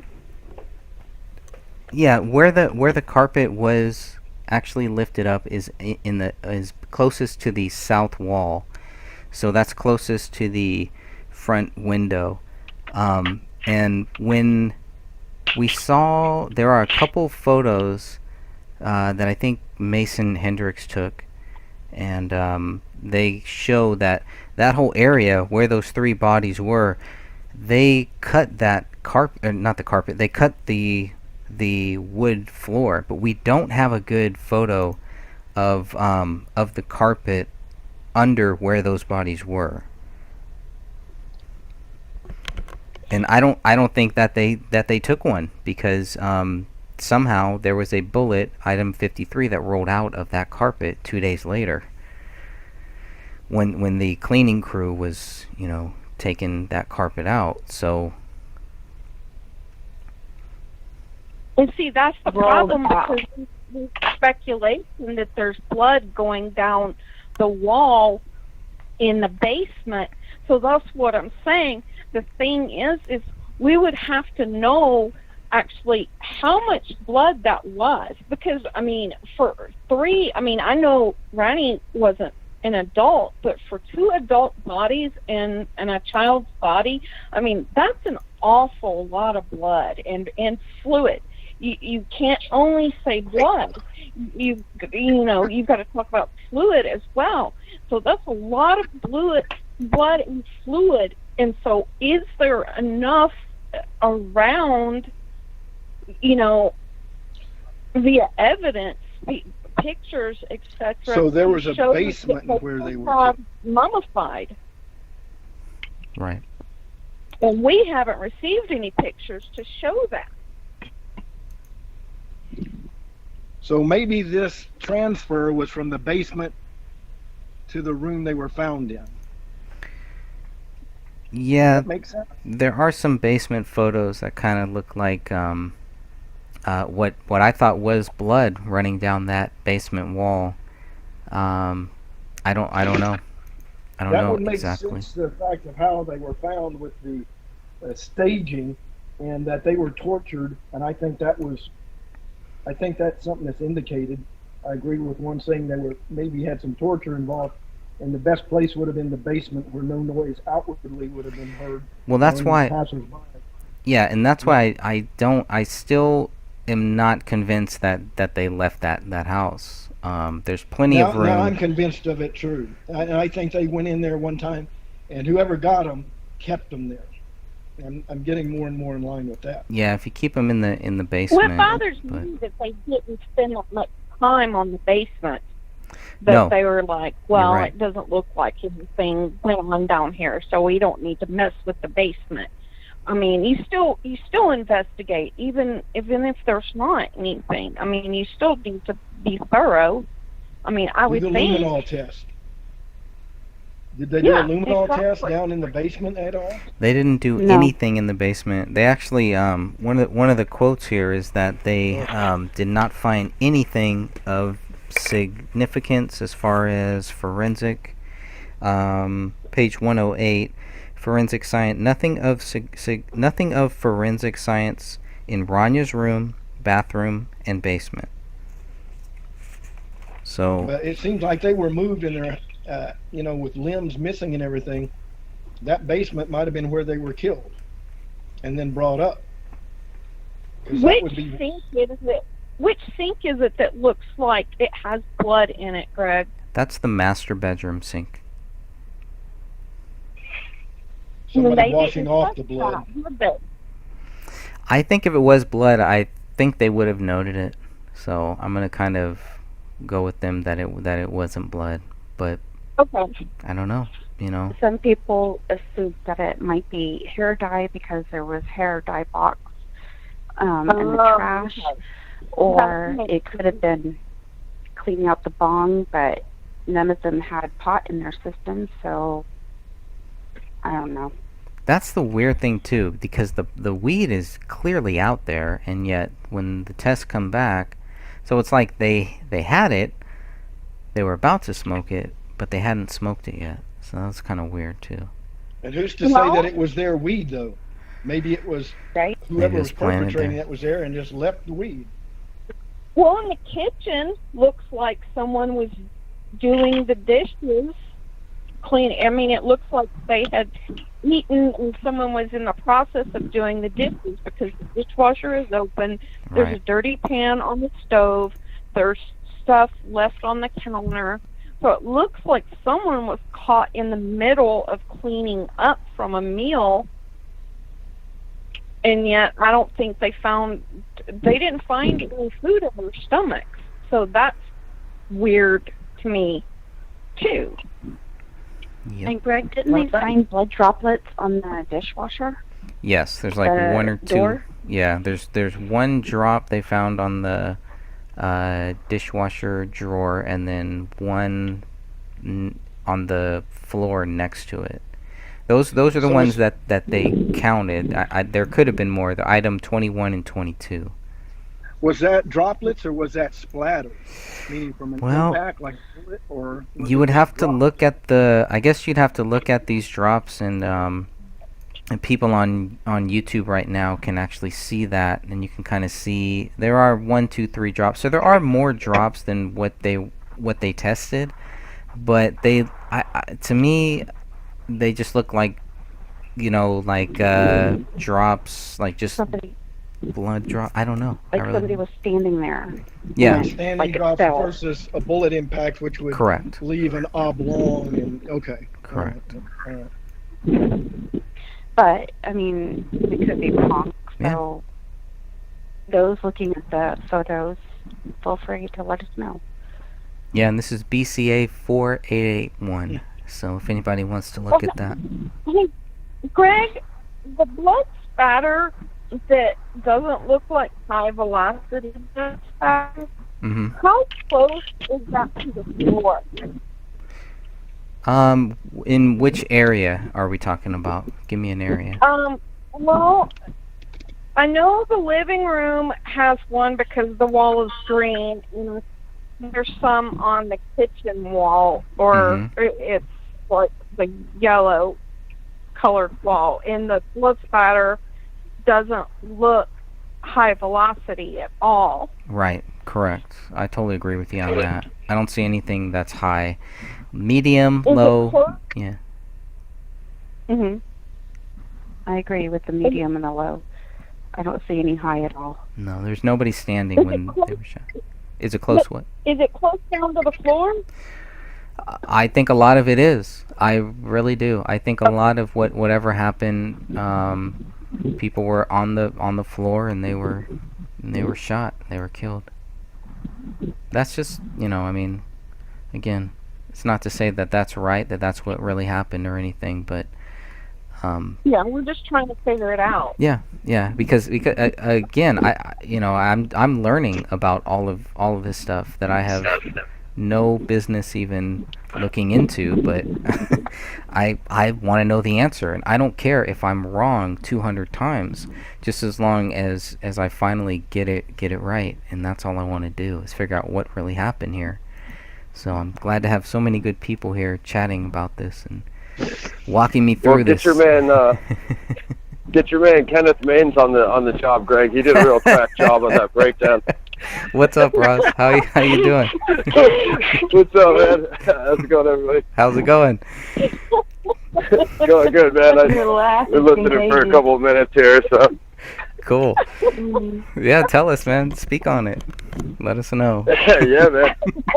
Now, All of a No, sudden, it's interesting. Kenneth Maines is my boy. All of a sudden. All right. Okay. I got you. He could have been our boy. He could have been our boy. Yeah, I but, know. I agree. No, it's an interesting discussion you guys were having about the splatters. I'm definitely interested in that. But no, I think I was pretty disappointed in that report, as the rest of us were. It's unfortunate this guy got $7,000 to write a regurgitated email. Yeah. I could have did a deep dive into the case for that. So Right? it's pretty tough. Can I hire you? Can I hire you next or what? I mean, you can. I have no PI experience or anything Well, that that's okay. qualifies me in any way, That's okay. other than looking at it in an open mind. It's something that he didn't do. So Yeah, exactly. I mean, at least there's that. You know what I mean? it couldn't be any worse. Go ahead. Yeah, exactly. But no, I just want to commend Greg and Dan for all the research they've done. I've been following the case pretty long now. I don't remember how long ago that was when I came on with you guys. I think that I was like one of the first people to come on with you guys, if I'm not mistaken. Yeah, you were. And yeah, I've pretty much just been following both you guys' channels since. Now, for people that don't know, you actually spoke with David Crowley, and you donated to his cause, correct? One more time? I missed that. That's okay. I was saying you've actually spoken with David Crowley, and you have donated. You donated to his I think to the 2012 trailer, right? Yeah, that's correct. I donated to the actual film. So the that trailer is a concept trailer, which is pretty common, you know, in the film realm for anybody trying to sell a concept or really any sort of film project. So that's kind of what they used for that pitch there. Yeah, so I donated that. I was supposed to get associate producer credit on the project, and yeah, pretty much followed it, you know, for quite some time. Took a little bit of time off after, you know, the bad news of what happened to the family there, and then kind of started getting back into the research via Dan and Greg's channels. But yeah, I actually spoke to David twice. So we had interviewed him over on my channel. I know you saw that, Greg. And then we had actually spoke to him one time previously before that, which was not, you know, recorded or posted or anything like that, briefly. Yeah, so that's my story. Well, people can definitely find where you spoke with him publicly. Is that still out there? Yeah, it is. It's on youtube.com/Planet X Records LLC. If you just search Planet X Radio or David Crowley or anything to that degree, has the date on there. I believe it was September 9th or something like that of 2012. So. And you also It's and you not said on YouTube though. yes, it is. Yeah, I'm trying to pull it it up is on right YouTube. now. Yeah. Trying to Yeah, pull up. it's on the Okay, tube. let me Google this. And you said you spoke with him privately too. Can you tell us anything about that, or not privately, but just not recorded? Was there anything interesting about your conversations with him? Anything you guys talked about, or did you want to just keep that private? It was relatively brief, from what I remember. Granted, this is 2012 now, so you know, it's not like immediately fresh in my memory. But Right. yeah, my co-host, who's from the UK, that is on the interview which is posted, brought him on. We kind of just had a private call and kind of just ran by him, you know, how the interview would go and, you know, how our questions would be, things of that nature. I think we spoke briefly, you know, about the project. You know, most of those in-depth questions are on the recorded call. Nice. Yeah, so people Hey, can check dude, that out. could you put like the link? Oh, sorry. I'm Yeah. not trying to interrupt you. No, it's I fine. was just gonna ask if the dude could put the link in the chat because I'm looking and I can't find it. And like, it's hard to find things from 2012 like these days when you. Yeah, you know what I can do is I'll post it into the group right now, because if I post it into the chat, for some reason Facebook, or not Facebook, but YouTube will flag it and they won't let me put it up there. So, but what I can do is I will I'll post that into the Justice group right now so that everybody has that. It's definitely Yeah, I know it's really good. I think the title is it something like David Crowley interview with Planet X Radio, something like that. So. Yep. David Crowley, writer, director of Gray State feature film. That is it. Yep. Oh, yeah, and while we're on the subject of the feature film, the incredibly obnoxious guy who was rebuttaling Dan and Greg at one point on his terrible YouTube channel, Which giving one? us all his expert breakdown of how a film budget works. I forget that kid's name, Oh but God, who was that? just so everybody knows, you're completely wrong about everything you said, dude. You tried to say that films, comedy films, like Something About Mary, have the budget that David and crew were talking about for Gray State. Well, I'd like to explain to you how John Wick 1 has a $20 million budget, so you don't know what you're talking about. So next time you give us a breakdown of a Hollywood feature film, why don't you actually get your facts straight, bud, because you're dead wrong. So that's number one on my hit list. Nice. Anybody else have anything for me? That's great. Oh, I know You done exactly killed who you're him there. talking about. He is wrong on a lot of things. So, One quick Yeah, that's just question. worse. I want to ask a question here.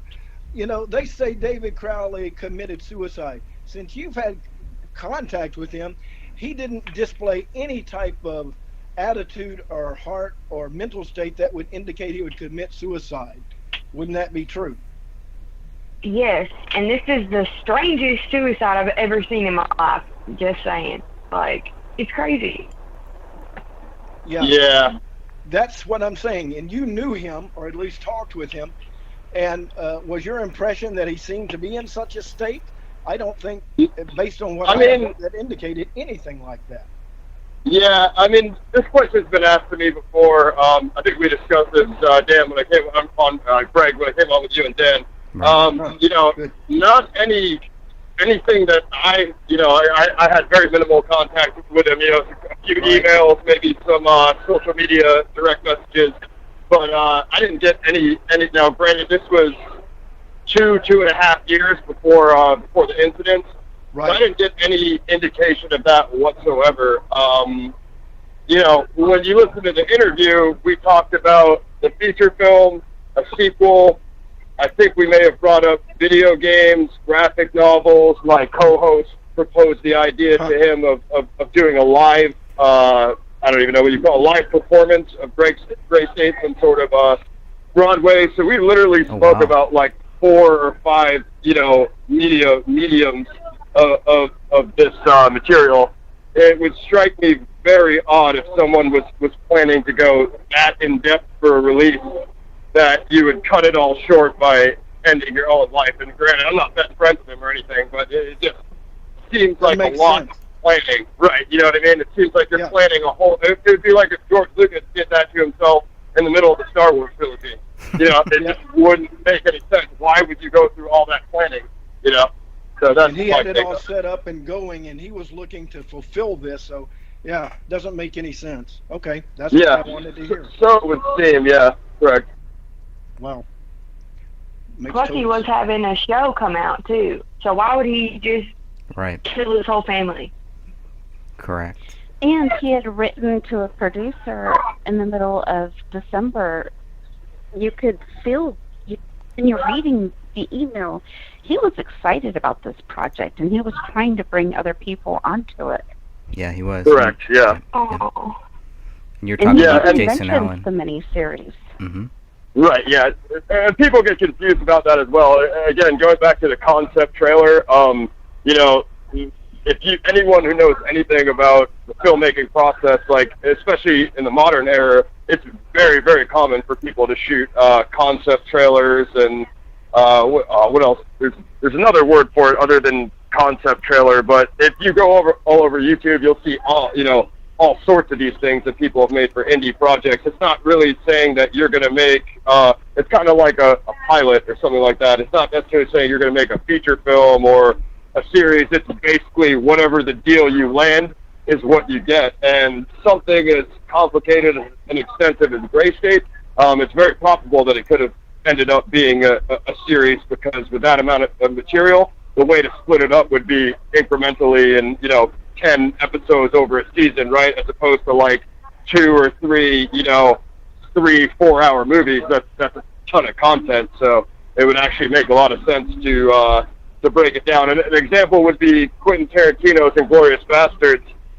He wrote so much material for that it was looking like it was going to be a series, and he actually condensed it down to a feature film. So that was like the opposite process, as opposed to writing a feature film screenplay and then extending it out into a web series or whatever, a streaming series, which it looks like was the case here. Yep. Well, that's not indicative of somebody that's looking to cut it short at all. And it also indicates that he had plans going forward that he was excited about. And so I'm more impressed more and more, because I thought, I don't know David Crowley, maybe he did do this. That's always in the back of my mind. Right, And I agree. it's just that the facts didn't support it from what I was seeing. And knowing this type of information now from his personal edge and from your personal experience with him means that it seems highly unlikely, possible but unlikely, that he would have really, one, killed his family and then himself.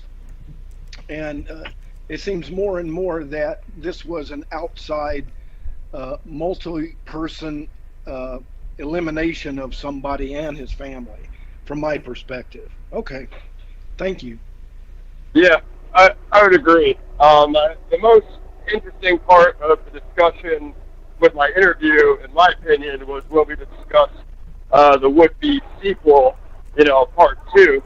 And again, as you said, why would you be planning that if you were at the same time planning on cutting it short? And we kind of questioned him on that, like, oh, you know, there's going to be a part. You know, as Greg knows, I was already crapping up my pants over part 1. So when I heard part 2, I was like, oh man, this is going to be amazing. You know, maybe a trilogy or something like that. And you know, the way he described it was, it wasn't necessarily Gray State 2 or anything like that, but more of a continuation of the story of the original story. So again, we're back to writing all this extensive material. You know, it seems like planning for the future. That's right. It would be good to talk with you and kind of discuss what his original theme and storyline on the Gray State was, and kind of flesh that out a little bit. In my opinion, would be a good thing to discuss, because I think, from my perspective, that in my opinion, may have been part of the reason or a motive to take him out. Yeah, it's possible. You know, based on Greg and Dan's research, with these, you know, I'll put it like this: in the beginning, you know, I kind of thought some of the same things that a lot of the other people think, which is, you know, the content of Gray State and stuff like that. But with these nefarious characters of the Sean Wrights and Eric Sayworth and some of these goops that were around in the original, like it's just amazing the background that Dan was able to dig up on these guys. You know, especially the $60,000 check. David's mom. You know, it's like one thing after another. So I kind of swayed my opinion. You know, with more of these developments. But yeah, I mean, I think there's something else. I mean, the amount of inconsistencies alone is like incredible. So. And that would be good to bring all those into it. That, because I'm hearing the fact that he had a lot of nefarious ones around him, and that may have had a vested interest in taking him out. But you know, the thing that gets me again is his daughter and his wife.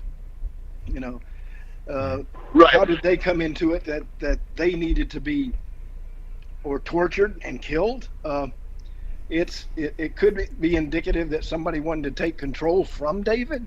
I don't see that would have been happening, but it's interesting how these things transpired, and the fact that it's made to look like, or staged to look like, that he was the unlikely one to kill, and then his family, and then himself and his dog being left alive.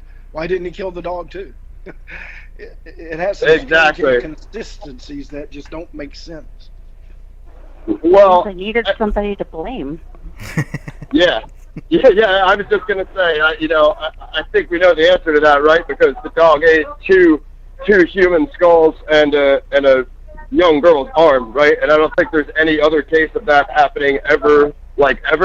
So how can we believe that in this case here? Is my question.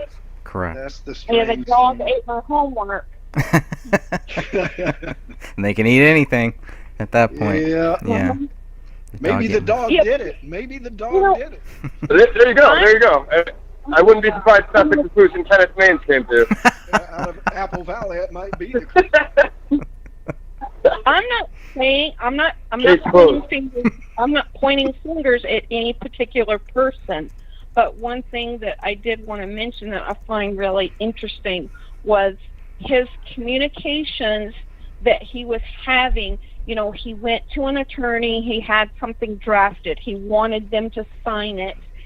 They didn't want to sign it, and there was a little bit of communication back and forth between them, and then on the same day, he posted this snipey thing on Facebook that he was just gonna give it away. He was, I can't remember exactly what he said. He was gonna. Okay, so let me stop you right there, because I've been listening to basically all these, and some people are still confusing the multiple projects, and that's kind of like driving me insane. So the original Gray State is a feature film thriller, whatever. It's a narrative. It's basically fiction. A lot of people lose their minds when you call it fiction because of the source material, but it's still a character-driven narrative. What David was going to give away free was Gray State: The Rise. That was a documentary, which kind of gives you the back material, right? And then you also have the abysmal swap-umentary, as Greg refers to it as, which is A Gray State.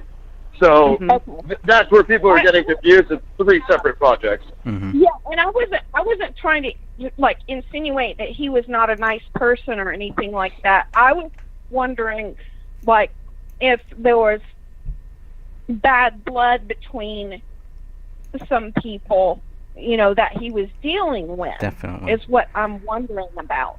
That's absolutely the case. Yeah, without a doubt. Because he didn't want, because he wanted to move on in a certain direction or whatever, and he wanted someone to sign a release and this and that and the other, that, and maybe that's why, when everyone says, well, they disconnected themselves from everyone, well, maybe they got to the point to where they felt like they didn't know who they could trust. Correct. I mean, I've even gotten there. The whole process. Oh yeah. I can't even imagine how he could have possibly started feeling, and how Kamel could have possibly started feeling, especially if they were being targeted or whatever, which I still don't know for sure if that's what was going on. I keep tossing different ideas around, but I can honestly say that I know what it's like when dealing with toxic people and stuff like that, and you get to a point to where it's like I'm just done with everyone. I'm just sick of dealing with everyone, And so, I mean, I don't see it odd that they cut people off. The way it's being painted is it's such a strange thing. I mean, I've cut people off. Right. I mean, I'm sure we all have. I'm sure that we've all cut toxic people out of our lives. So, I mean, I don't see why and I'm not saying that anyone's toxic or whatever, I'm not pointing any fingers, but I'm just saying if they viewed it that way, I don't see it as being unusual. Yeah, I mean, I think in this case the difference would be, selling a project for multiple $1 million.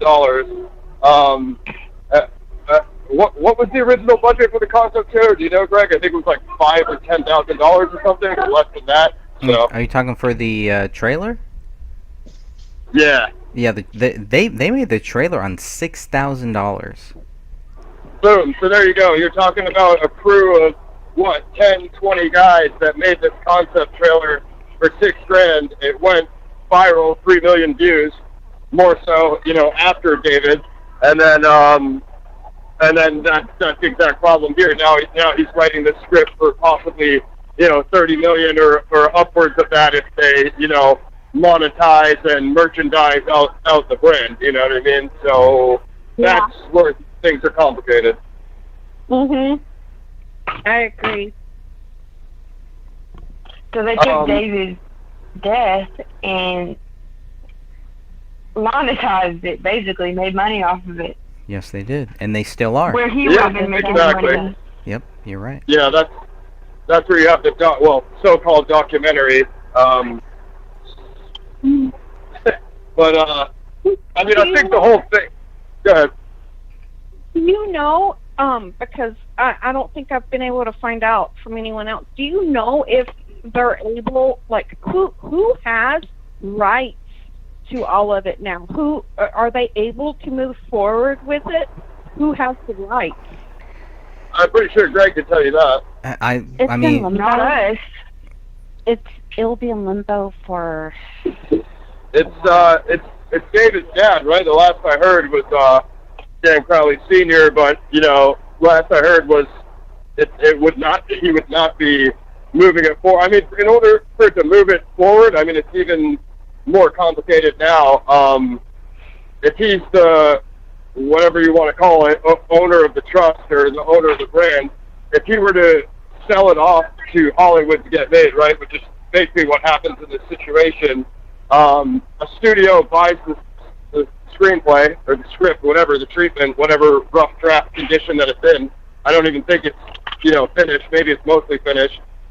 Hollywood completely rewrites these things when they buy it. So even if he were to sell it, who's to say that, really anything, they could change 90% of it, you know what I mean? So it's really they could strange. shelf But it. from what I heard, it wouldn't be going forward.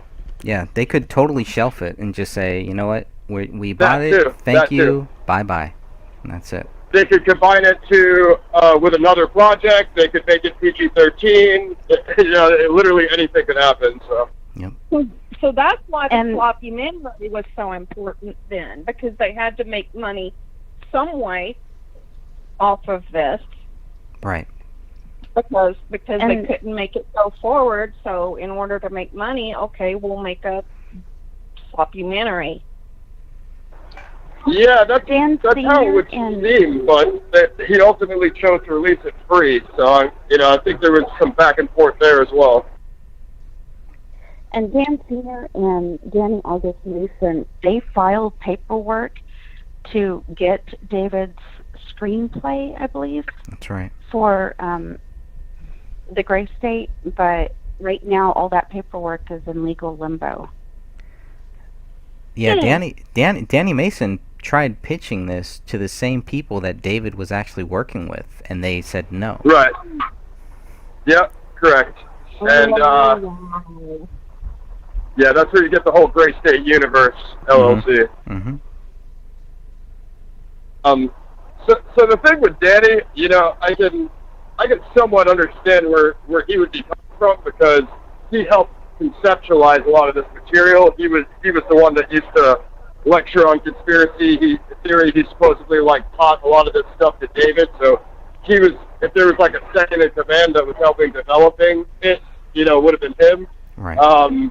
Where, I guess the point to be made that, I think Greg and Dan have covered this, is where do you draw the line between a guy who sat there and gave ideas to a guy that actually typed out the words and, created the story and the character-driven narrative, you know what I mean? So I guess that's where you have to split there.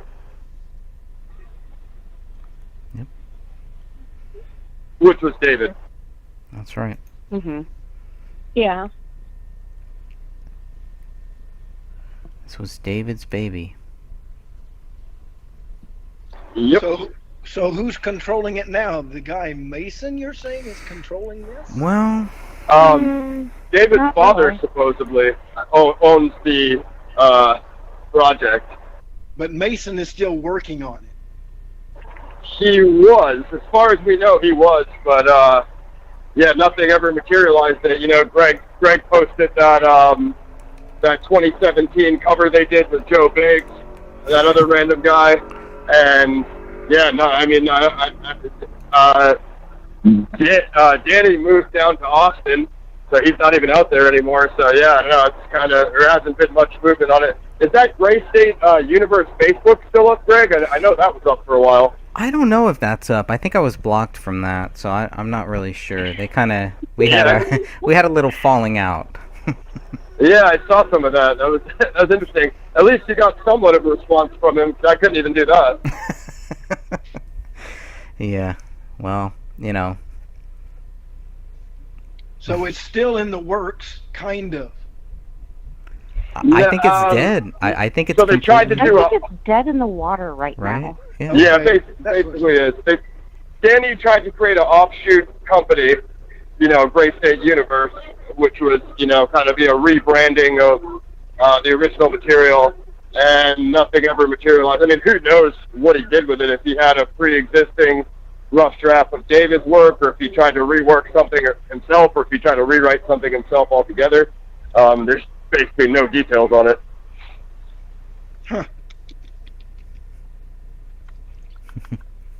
So this is gone. It's gone. Yeah. It's dead. There was a movie called Captive State. I don't know if anybody's ever heard of that or seen it. I haven't seen it yet, but I do plan on seeing it. There's been a couple movies that have come out since that did make me wonder if maybe somebody bought it and kind of shelved it, or maybe they stole some of the concepts from it. I mean, I don't know. I don't know how all of that works. David was going to Yeah, I mean, Hollywood, right? There's no way that he was going to be able to live in Minnesota and get his dreams going. He was bound for Southern California, right, Ross? I mean, that's, I have my own opinion on that. I mean, without a doubt, I mean, it's my understanding that I can't even remember if we covered this in the interview, but or some other interview that I listened to with David, but what's up? I said, oh, wow. Did y'all know Comel was a senior at Baylor University? Guess where? I live here in Waco, Texas. She was a senior here at Baylor University. Yeah, I heard they were down there. I don't know if I knew that detail. Comel. Yeah. Yeah. David Crowley. Met in Texas. They met each Yeah, I other think in Texas. they met down there, right? Yeah, exactly. Yeah. Oh my goodness, they met in my home area then. Yeah, we're gonna have you Yeah. have you do some follow up on that, Walter. That one is interesting. Right here in my hometown, I just was doing some little look at Comel and everything, and she went to Baylor University. I went, oh my goodness. So they Yep. were died in the. That's a Southern Baptist kind of like university, Interesting.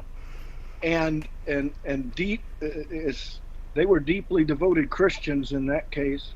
Baylor is not cheap to go to either. Baylor, I Yeah. hardly knew it. Expensive university. Yeah, that's interesting. Yeah, I mean, so as far as David, it would totally make sense for him to be out here. For like Greg was saying, the producer and studio standpoint. I mean, it would probably highly be unlikely that he would be directing. I'll put it like this: a major film studio is not going to let a first-time director direct a $30 million project. It's just not going to happen. Now, if he were just writing and producing, he probably could have done that remotely, Greg, out in Minnesota. Because if you're writing, all you're doing is typing. You're getting out. Granted, that's the backbone of the whole project. You can't start without the screenplay. Obviously, makes sense.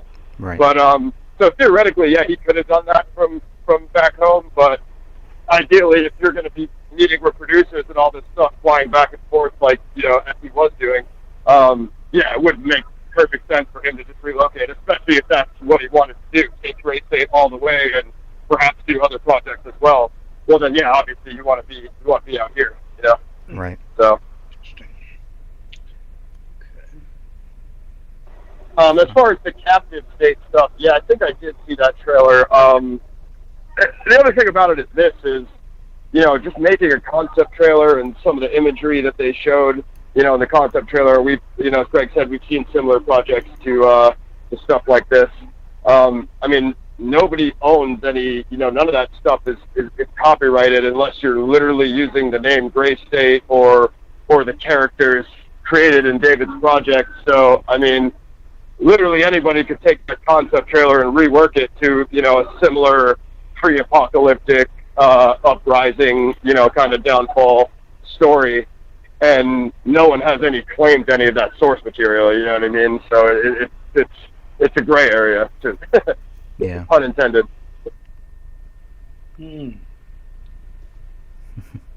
Big gray area.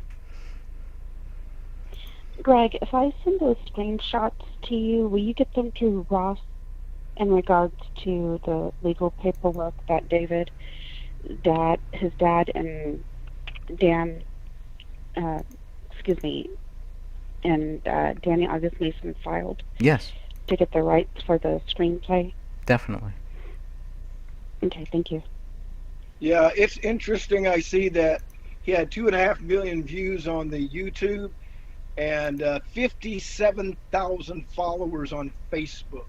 Yeah. Oh, yeah. He had a following that would interest Hollywood real quick. Yep. And I would agree with that. and I think that with that, he had a bona fide moneymaker coming up. Wow. Okay. And his wife, Comel, went to Baylor University, and that's fairly recent. Yeah, I think 2011 maybe, sometime around then. No, cause she would have graduated. No, it would have had to have been like 2000, 2008 maybe, or something like that, somewhere around then. I'll have to look that up. I'll look up the Yeah, exact date. but- I'm curious. I wonder if I could contact Baylor and just say, I need some information. Probably wouldn't get it. Mhm. Yeah, I wonder how that works. Yeah, that would be difficult because that's family and type information. But I wonder, you know, they do have yearbooks. I wonder if I could. Yeah, Well, you figure everything is public record. Is Baylor a public or is it a private? Oh no, this is a private college. Okay. yeah, I don't know that much. I don't know. I don't know that much about that college, so it's interesting might to hear not you talk be- about what what the university is. Well, I had Baylor just assumed started it was. in 1845 as a Christian Mhm. Baptist style college, and it's very old. One of the oldest colleges in Texas, of course, because it began in 1845 here in Waco area, or not in Waco. I think it was located somewhere else and moved to Waco. I'm not too sure about that. It is a very big. It's high in medicine. Yeah, Definitely. it's not like it's a big deal to get into Baylor. Yeah, I didn't Baylor, know you that. don't- It's not easy to get in. It's like any Ivy League school or anything. It's very. My Yeah. brother went to school there, and he said, and it took a lot of money. Wow. I had no to idea. do it. It's very expensive, and you have to have recommendations, and you have to go through a process to get into Baylor, and just like with any good major college, and That's what blows me away about Kamel. she was a very intelligent girl. She had Correct. to get in and go to Baylor. Yeah. That just struck me when I was looking. I went, she went to Baylor, a senior. Yeah. It- And she went to other schools. I mean, She did. she had some of the things under her belt. It wasn't even funny. She has a very impressive background. Correct. I mean, Her I wonder what was her major. Does anybody know what she was? Well, I don't know. Maybe y'all look. Nutrition or some flavor of nutrition. Is that correct? Yeah, it was something dietitian, nutrition, Yeah, stuff like That's, that. that's Yeah, for Baylor. sure. That's definitely a Baylor thing. Medicine. Is there any mind control stuff involved in Baylor, as far as like the study of the mind, the study of the brain, anything I'm sure that connected there would to be. that? They probably have psychiatry and probably would be involved in that. They've been here since 1845. Because most of Anytime you're the dealing with the, because I would agree that they would, because they're dealing with medicine and psychiatry, and I think it would be well within their. I'd have to look it up and see. because almost every school that she's been to that I've looked at, they've had something like that. Not saying it's tied, not saying it's connected or anything, but yeah. Yeah, and the Epstein. They say suicide. I think this type of thing ties into things like with Epstein. When you're dealing with power, and you're dealing with what David dealt with, even though it was at the level of fiction. But to get that fiction accurate, you have to look at some pretty real stuff. And I think for sure. He stumbled into something, and they didn't want even it put out there in fiction or have it in his control anyway. I'm still very impressed with that fact, because he was dealing with international power, in my opinion. And he hit on a nerve with some government or somebody in it, in my opinion. And Yeah, I mean, I think it's possible. I would put it this way. I mean, there's a reason why Hollywood has never made this movie, and when I say that, I'm not referring to Gray State. I just mean anything even close to it. You know what I mean? They've looked at every other topic, and they've completely exploited and regurgitated them 1,000 times. But for some reason, this has never even been touched. So you have to assume, you know. Just like his murder, not touched. The movie, That's true, not too. touched, and it just goes away. And it's interesting because if there's money to be made and they can get it, Hollywood would be all over it. But That's there's exactly a reason, what I was going to say. and there's a reason they're not touching this. And you know, the military is tied into Hollywood so deep. I just have it's just a unction, a feeling within that says this was like a military touch thing. And one of the best ways to turn away anybody from thinking it's military or, you know, high level hit is to make it look what? Totally crappy, like it was a infidel that didn't know what the hell he was doing. And then people don't think it's a government hit at all. The government wouldn't do that. So to me, this begins to feel more and more like he was targeted, not by people around him and the money, because those are obvious things that people would latch onto immediately. But it still points me to a direction that he knew something that, you know, because, you know, if you've got an input like the others had, they can go to court and get that worked out and make money that way. But if it's dealing with things that people don't want exposed, the only way to deal with that is deal with the person who's got the information and make sure they know and that others around them know. You leave it alone.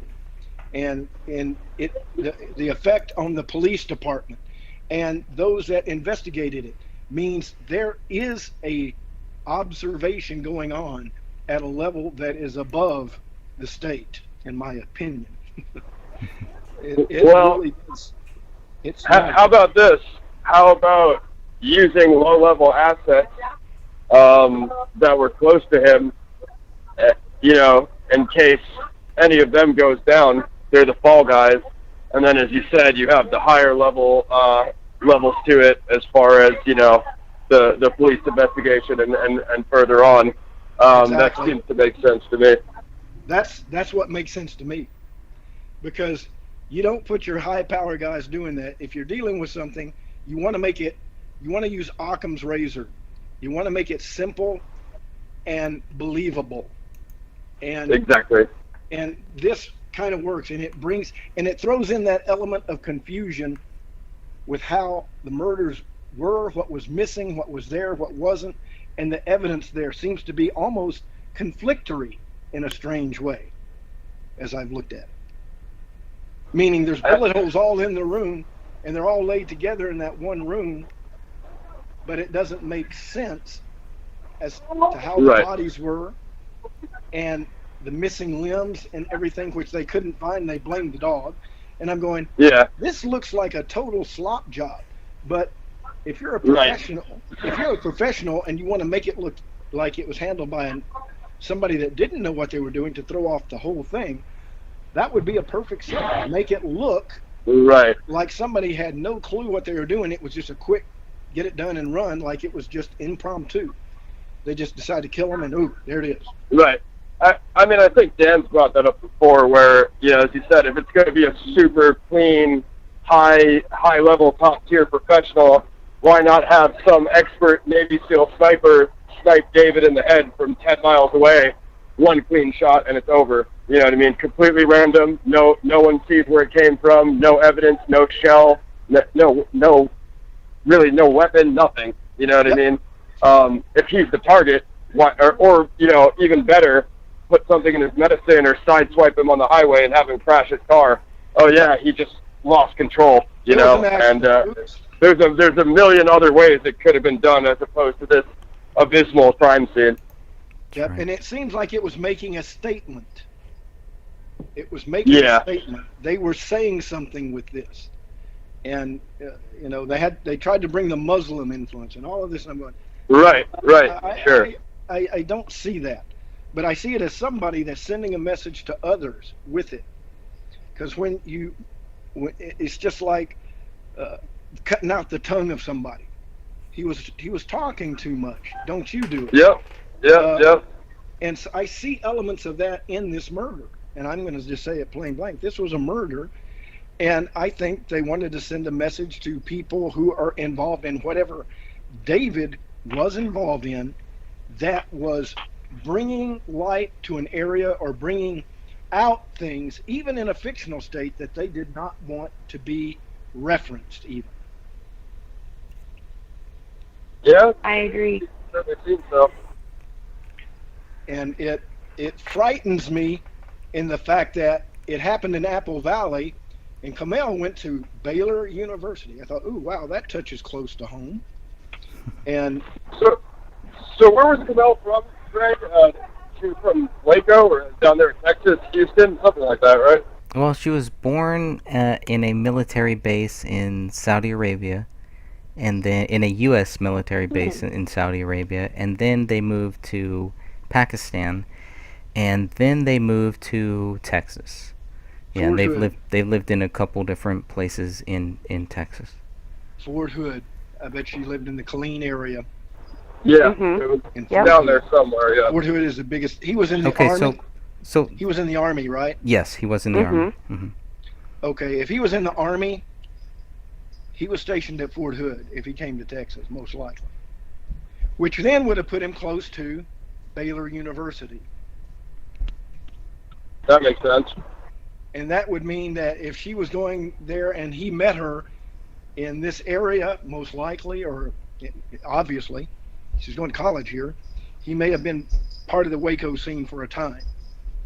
And Waco is an area where the largest Masonic lodge is, I found out, and a Masonic library. Interesting. Yeah, I was shocked. I thought, what? And I researched it, and the largest Masonic lodge is here.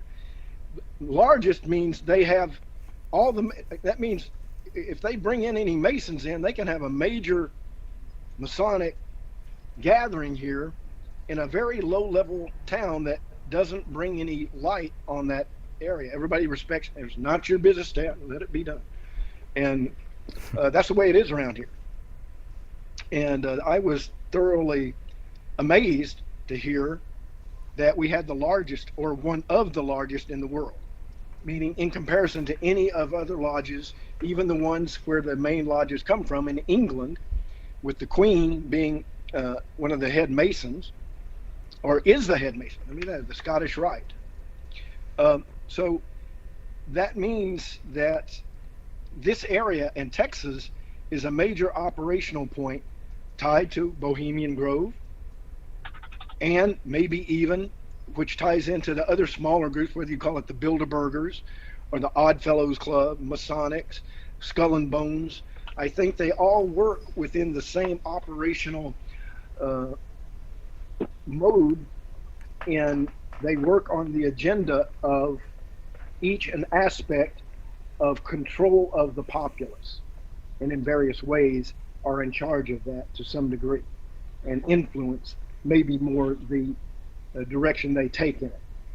And it affects the locals, and where they need to input, whether it be Apple Valley, it could be Waco, they'll step in as needed. And as you said, use the lower level people to kind of clean up an area that they don't want to touch or be tied to. And I think it's just verbally done. There's no paper trail, there's no meeting trail, there's no anything. And it could be a military thing. It could have gone through the Pentagon. I don't know. But this is interesting. And since it was a movie dealing with Hollywood, the military is highly involved in these things, in some movies, and they will give their blessings or say, no, we don't want that out or this out, but do it this way. And since he was dealing in an area which was describing a new totalitarian type of government that was controlling and that had overthrown the U.S., maybe this was something that he was getting, that he stumbled into the real world plan of bringing that about, which would be something, they hide it in plain sight, but they don't want it told about directly with details. Right. And Right. so that's what stuck me with this. I thought, when I heard what it was about, I go, wow, that ties into real world events, of course. Right. And he Definitely. had ties with people that were, and he was tying it in with people that were maybe in government or military, who knows who he was getting his data from. But then they decided that this wasn't what they wanted him to do. Well, I mean, all of that is definitely plausible, and I definitely have my own theories along similar lines. But I guess my question in that case would be, what about a film like Conspiracy Theory with Mel Gibson or National Treasure with Nicolas Cage? You know, why would things like this be allowed, and what the difference would be? Because this isn't the first film to cover this content. It would have been just the first one to do it in that way. So, I mean, they've let stuff slide before. It was you the know? first one to get maybe to the heart of it.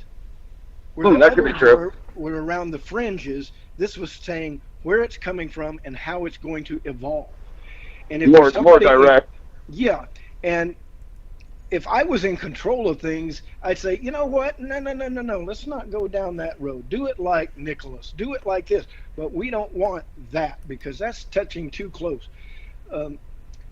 As it says, they'll hide it in plain sight, but they don't want you knowing details.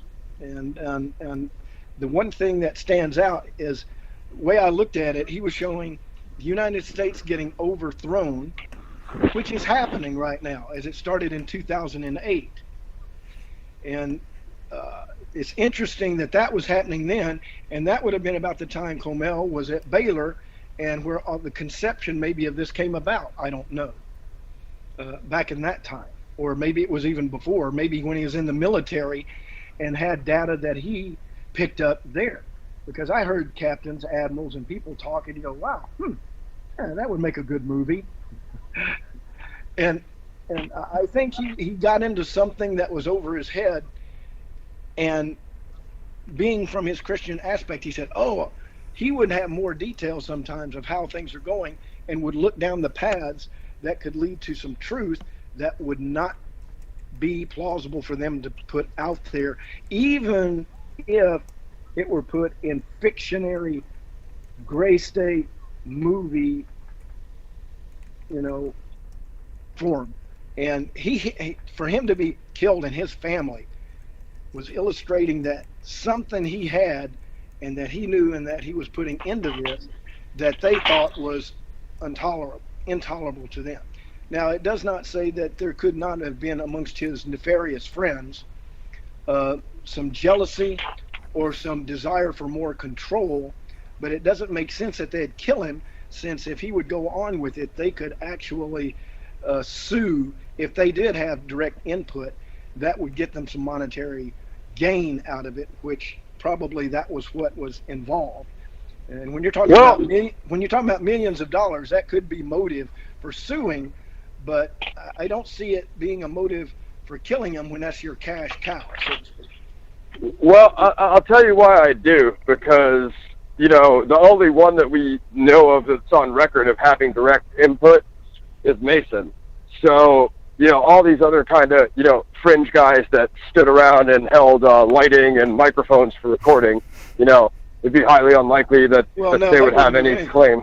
Right. They wouldn't have any creative claim to it. Plus, talking about the ones who had input into scripting, the plan, the idea, the concept.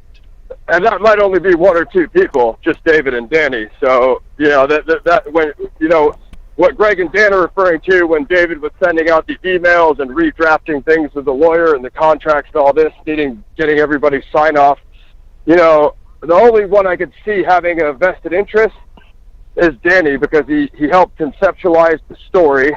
He was supposedly, at least in the concept trailers, we know he was the lead actor, does have some acting experience, so he was supposed to be attached, at least at an early stage of the project, as the lead actor.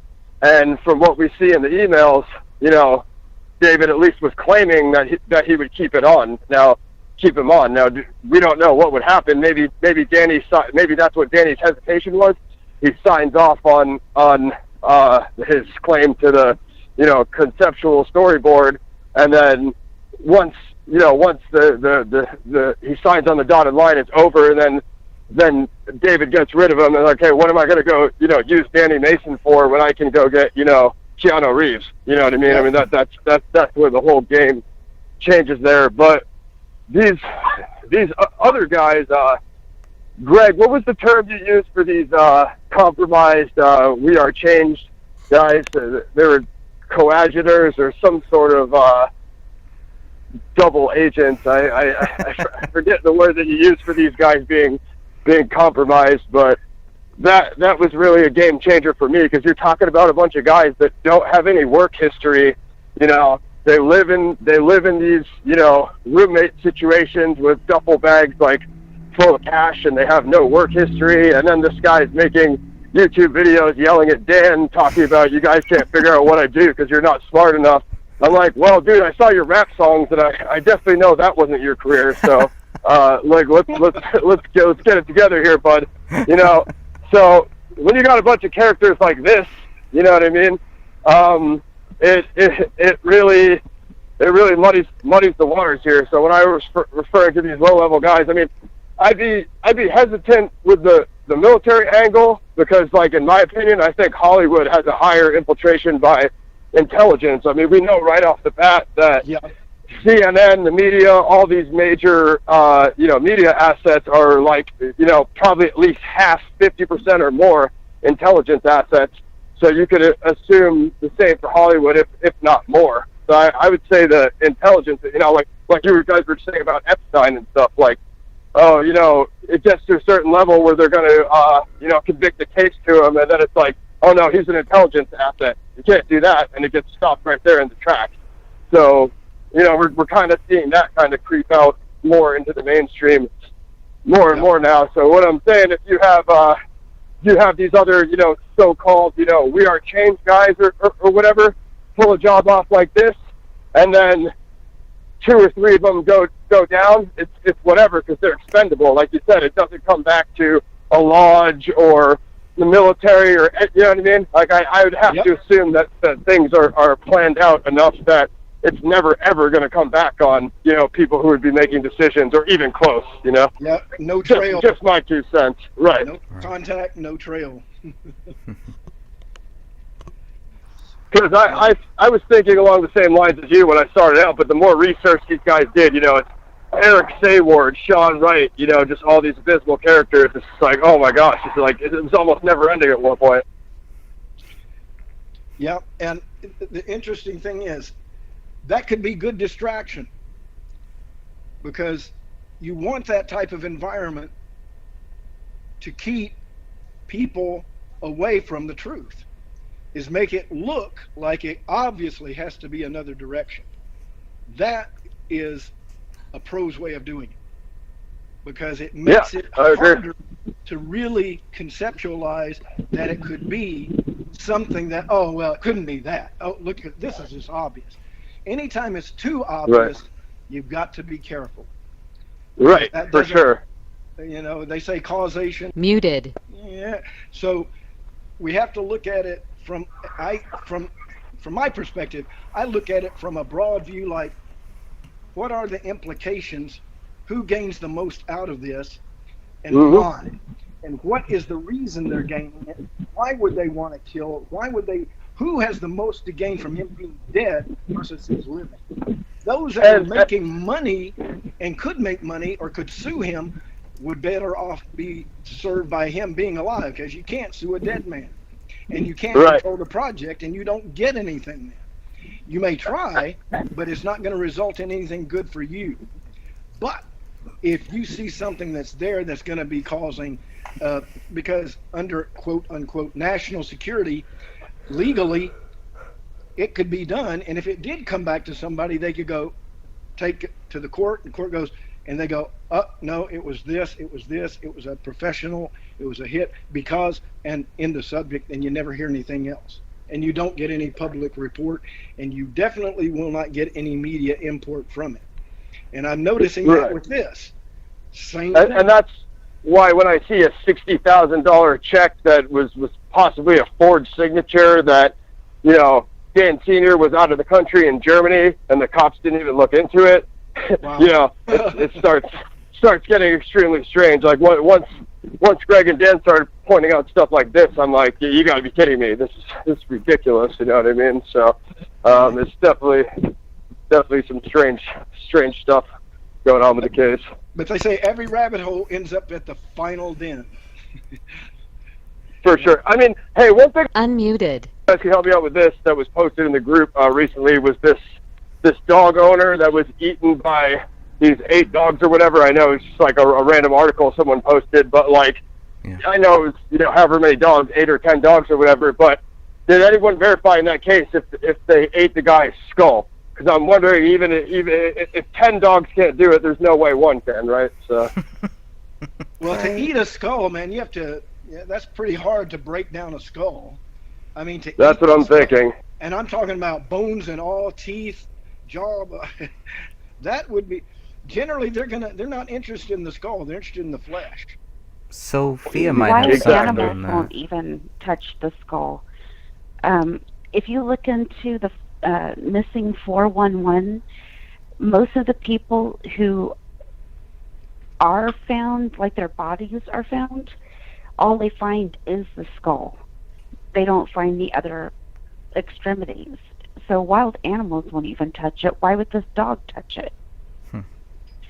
Yeah, and it wasn't like a 400-pound like Shepherd or Doberman or anything like that. So that's one thing. The other thing is we have 2, not 1 but 2, and Ronnie's entire arm. So certainly. And you got 3 hands too that are gone. Now that as well, and then David supposedly mummified hand, like you guys were saying earlier. So like it's And that does Quite not make strange. sense. That does not make sense. Hands don't mummify when you get murdered in your room. I Right. mean, that does not happen. And that strikes me as highly strange. And- How? unless it was tied up like some people theorized. Which Right. I mean, I don't know anything about this, but But if you tie it off to where there's no blood circulation, okay, yeah, it dies, that's what I was thinking. and then it rots. It doesn't mummify. If you've got moisture and bacteria, it takes it to being a dry, very dry atmosphere to get the skin to stay into a mummified state. The liquid withdrawn and gone. So that suggests what happened to his hand prior to him being killed or after he was killed. And that's why that's one of the dead ends that I can't figure out on this thing. The other thing is Danny is a Jeet Kune Do, which is Bruce Lee's martial art trained martial artist. So you know what I mean. If David was found with his throat punched in and a tomahawk on top of his head, I'd be like, oh, it was Danny. So easy taste. But like you said, with all these sloppy, kind of dead ends, it really muddies the waters. And that's what somebody wanted. Because a mummified hand, something had to be done to that hand to mummify it, and that takes time. A mummification doesn't occur in a week. Unless- David's gun safe was palm print activated or finger activated. Is that correct, Greg? No, I think it was just a key, like a number, like, Oh, just a key code. Yeah, Okay, I was something gonna say because I was thinking maybe perhaps like something would have. Obviously, you assume just cut it off, but I was wondering perhaps it could have been related to that somehow. But yeah, if it was just a punch code, then maybe not. Yeah, it's No, like when you I- have to like put your hand down or something like that. Yeah, something like that. But it's not like a Right. biometric. I mean, as far as I know. Right. The more I learn about I this guess- case, the stranger it becomes. Yeah, Look at this, that's Ross. the truth. Camel's DNA was found on the gun safe, but it wasn't blood. It was like skin cells and stuff from when she touched it. So she Yeah, opened and it and took the gun out. That would seem So- to indicate that. Well, possibly in self-defense, but I think what you guys were saying before, it's just if they're the owners and just going to the range or cleaning it or whatever, just handling it, that should be expected. Their DNA should be on Exactly. it. Yeah. But I mean, but David's DNA wasn't. That's what I was trying to get. huh, okay, Correct, that correct. is weird. That's very weird. And Yeah. And you- that's right. I've said this before, but I actually called. I live in Alabama, and Auburn University is like very, very good veterinary school. So they've got some very good professors there. And I called and spoke with someone, a professor in veterinary medicine there, and asked them about the possibility of paleo eating all of that. And he said that he saw it like almost impossible because dogs, Right. Their pH level has to be a certain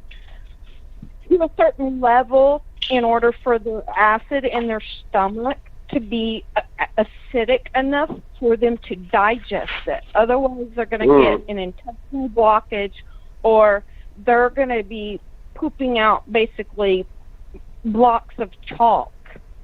And so, and I've talked to 2 other veterinarians where I live, and they've said the same thing. They've said, you know, dogs do scavenge, but every single one of them that I spoke with said, you know, okay, no, gruesome, but yeah, if they were shot in the head and they had exposed brains, stuff like that, yes, the dogs could scavenge that, but they wouldn't eat the skull.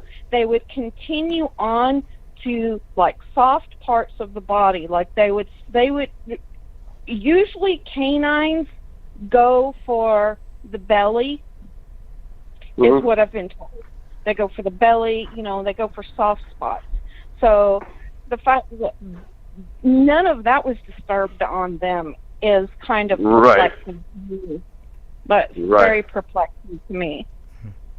So theoretically, paleo should be dead if he ate 2 human skulls and an entire arm, or at least have extreme digestive complications, which would have been obvious from the scene, or, you know, whatever state he would have been found in. Based on what I've been told by like at least 3 other people, yes, that work in the field. Yeah, so that makes no sense. As far as now, her DNA was on the gun, which I, you know, assume is, you know, the one that was by his hand or whatever. But wasn't there something about it being wiped down, or his DNA wasn't on it? Like that's you got anything on that, Greg? DNA was on the gun, I believe. Yeah, I'm gonna pull. But there was no prints. Wasn't there no prints on it? No, there was no. They couldn't find his prints. Okay. No. All right, that drives me insane. How can there be no prints when it's found like next to his hand? Like, unless what he woke back up and wiped it off, like after he's dead. Like I don't understand. Like what how could that be? I mean, this is like the Kurt Cobain thing that we were talking about before when I was on with you guys, Greg, all over again. Like at the bare minimum, if the gun was like has never been cleaned by or serviced by the owner, you know, you should have a lot of people's prints on it. I don't just mean the gun owner and his wife's prints. I mean like the guy who sold it to him. You know what I'm saying? Like any one of your friends who ever like touched it. Like come on, man. It's just that's a huge problem. Yeah. Okay, I've got some more data. He did meet Comel in Waco. Fact. Okay. And she was a Pakistani, and they met, fell in love, and told their father and mother, you know, Pakistanis have a way of doing things with this. But he came in and said, "I'm going to marry," and then the father said, "Well, if you're going to do that, if you love each other, okay." And Raina was born in August of 2009, and in September 2009 they moved from Waco. They were living in Waco to Minnesota. And then she got her job at the university as he was going to film school. And that's where he met Mason. And they got the idea based on conspiracies and interesting, it began in the summer of 2010. And that's when Daniel Mason, who met at a professor at film school there, and with websites devoted to conspiracies and suppressed information. And according to Mason, he came back in 36 hours there and stayed up for 24, saying, "You're onto something. Let's see where this goes." And that's where the Great State started. And have y'all read The New Yorker? Yeah. Here and there. Well, this story is in The New Yorker. Oh, okay. I think I did read that article way back when. Yeah, and it's pretty involved and pretty deep. I'm going, wow. And Yeah, they got a lot of stuff wrong in that one, though. in They- the, Yeah, that Yeah. yeah, that They doesn't get surprise wrong. me. what was wrong, Greg? Well, all the stuff that they quoted me as pretty much is start with I that. didn't see, I haven't, you mean the New Yorker has your quotes in here? Well, I don't think they put any of them in there, but they definitely contacted me and I told them pretty much everything. Right. You know, I tried to tell the biggest thing that I tried to tell them about was item 57. And it was Okay. just like they didn't want to hear it. You know, I could tell that a lot of the stuff that Yeah. I was telling them they didn't want to hear. First of all, they kept trying Yeah. to label me as something. Well, okay, you're a citizen journalist or you're this. And it's like no, I'm not any of that. I'm just me. That's it. I'm just a guy that's looking into this like so many other people Right. are. And I Right. can clearly see there's something wrong here. That's what Obviously. Right. yeah, and I mean, yeah, they should have known that And it's too. interesting here that the day before a meeting, Comel found David curled on the floor in the bathroom crying. Yeah. What Which- about that?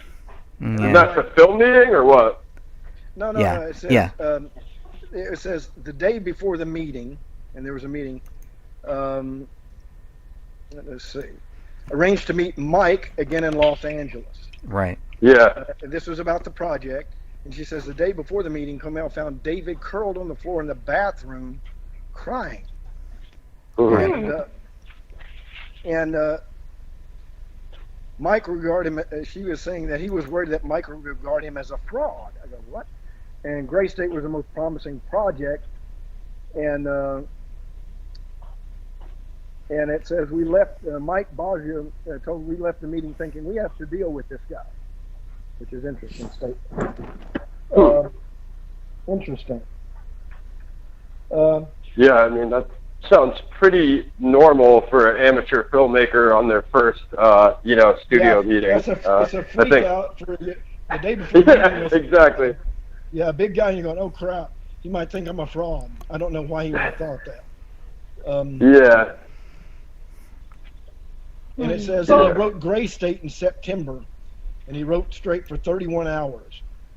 And then he sent it to him, and September 17th, the Gray State poster, okay?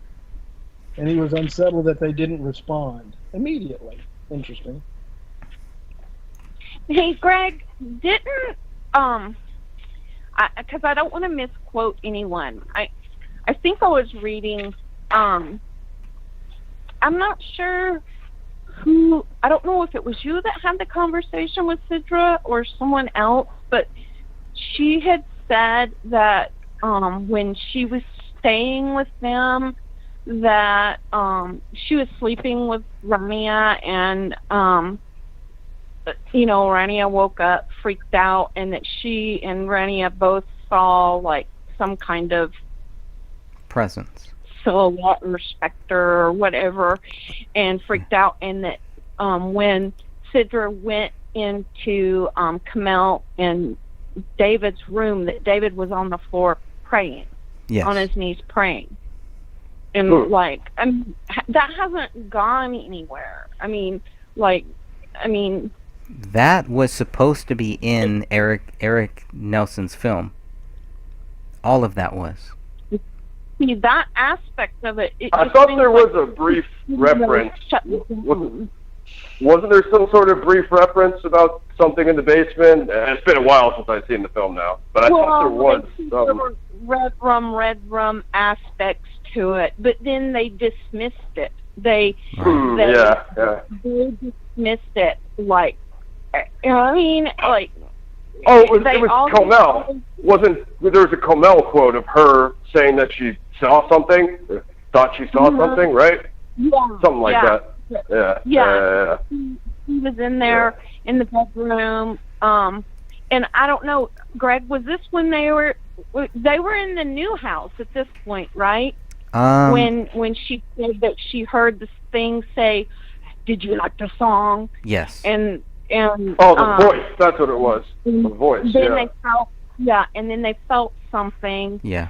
and then I guess she was having like nightmares, and this is when they were in their old place, when she was saying that she was having nightmares and the voice was telling her to leave David, and then she was having and see what they didn't really clarify and make very clear was in the documentary, when she's talking to him in the dark, was she sleeping? Had she had a nightmare when she was telling him what happened? You know what I'm talking about? Yeah, I do. I think David had went to Home Depot. He came back, and then she had something happening, but he witnessed it from what it sounds like. But yeah, and whatever happened, he basically had her replay it, and that's what he's filming. So I think the whole thing is kind of taken out of context, because it's like, well, if you're gonna put that stuff in there, put it in the proper context and put it all in there, or don't put any of it in there, because the way that they put it in there, they were trying to make her look crazy. Now they had already tried to make David look crazy, right? Exactly. Yeah. Because then they try to make Rania look crazy. Yeah, they try to make all three of them really look crazy. Obnoxious. That was brutal. That's what the New Yorker is doing. It's Exactly. reading things like, Yeah. it was insane. And it says on Christmas morning, David made a list of plans for coming year. And it says the next morning, they left gifts in there. And it says that he got up and shot his daughter. And they don't know that, right? And that's a total lie, because they don't know that. Yeah.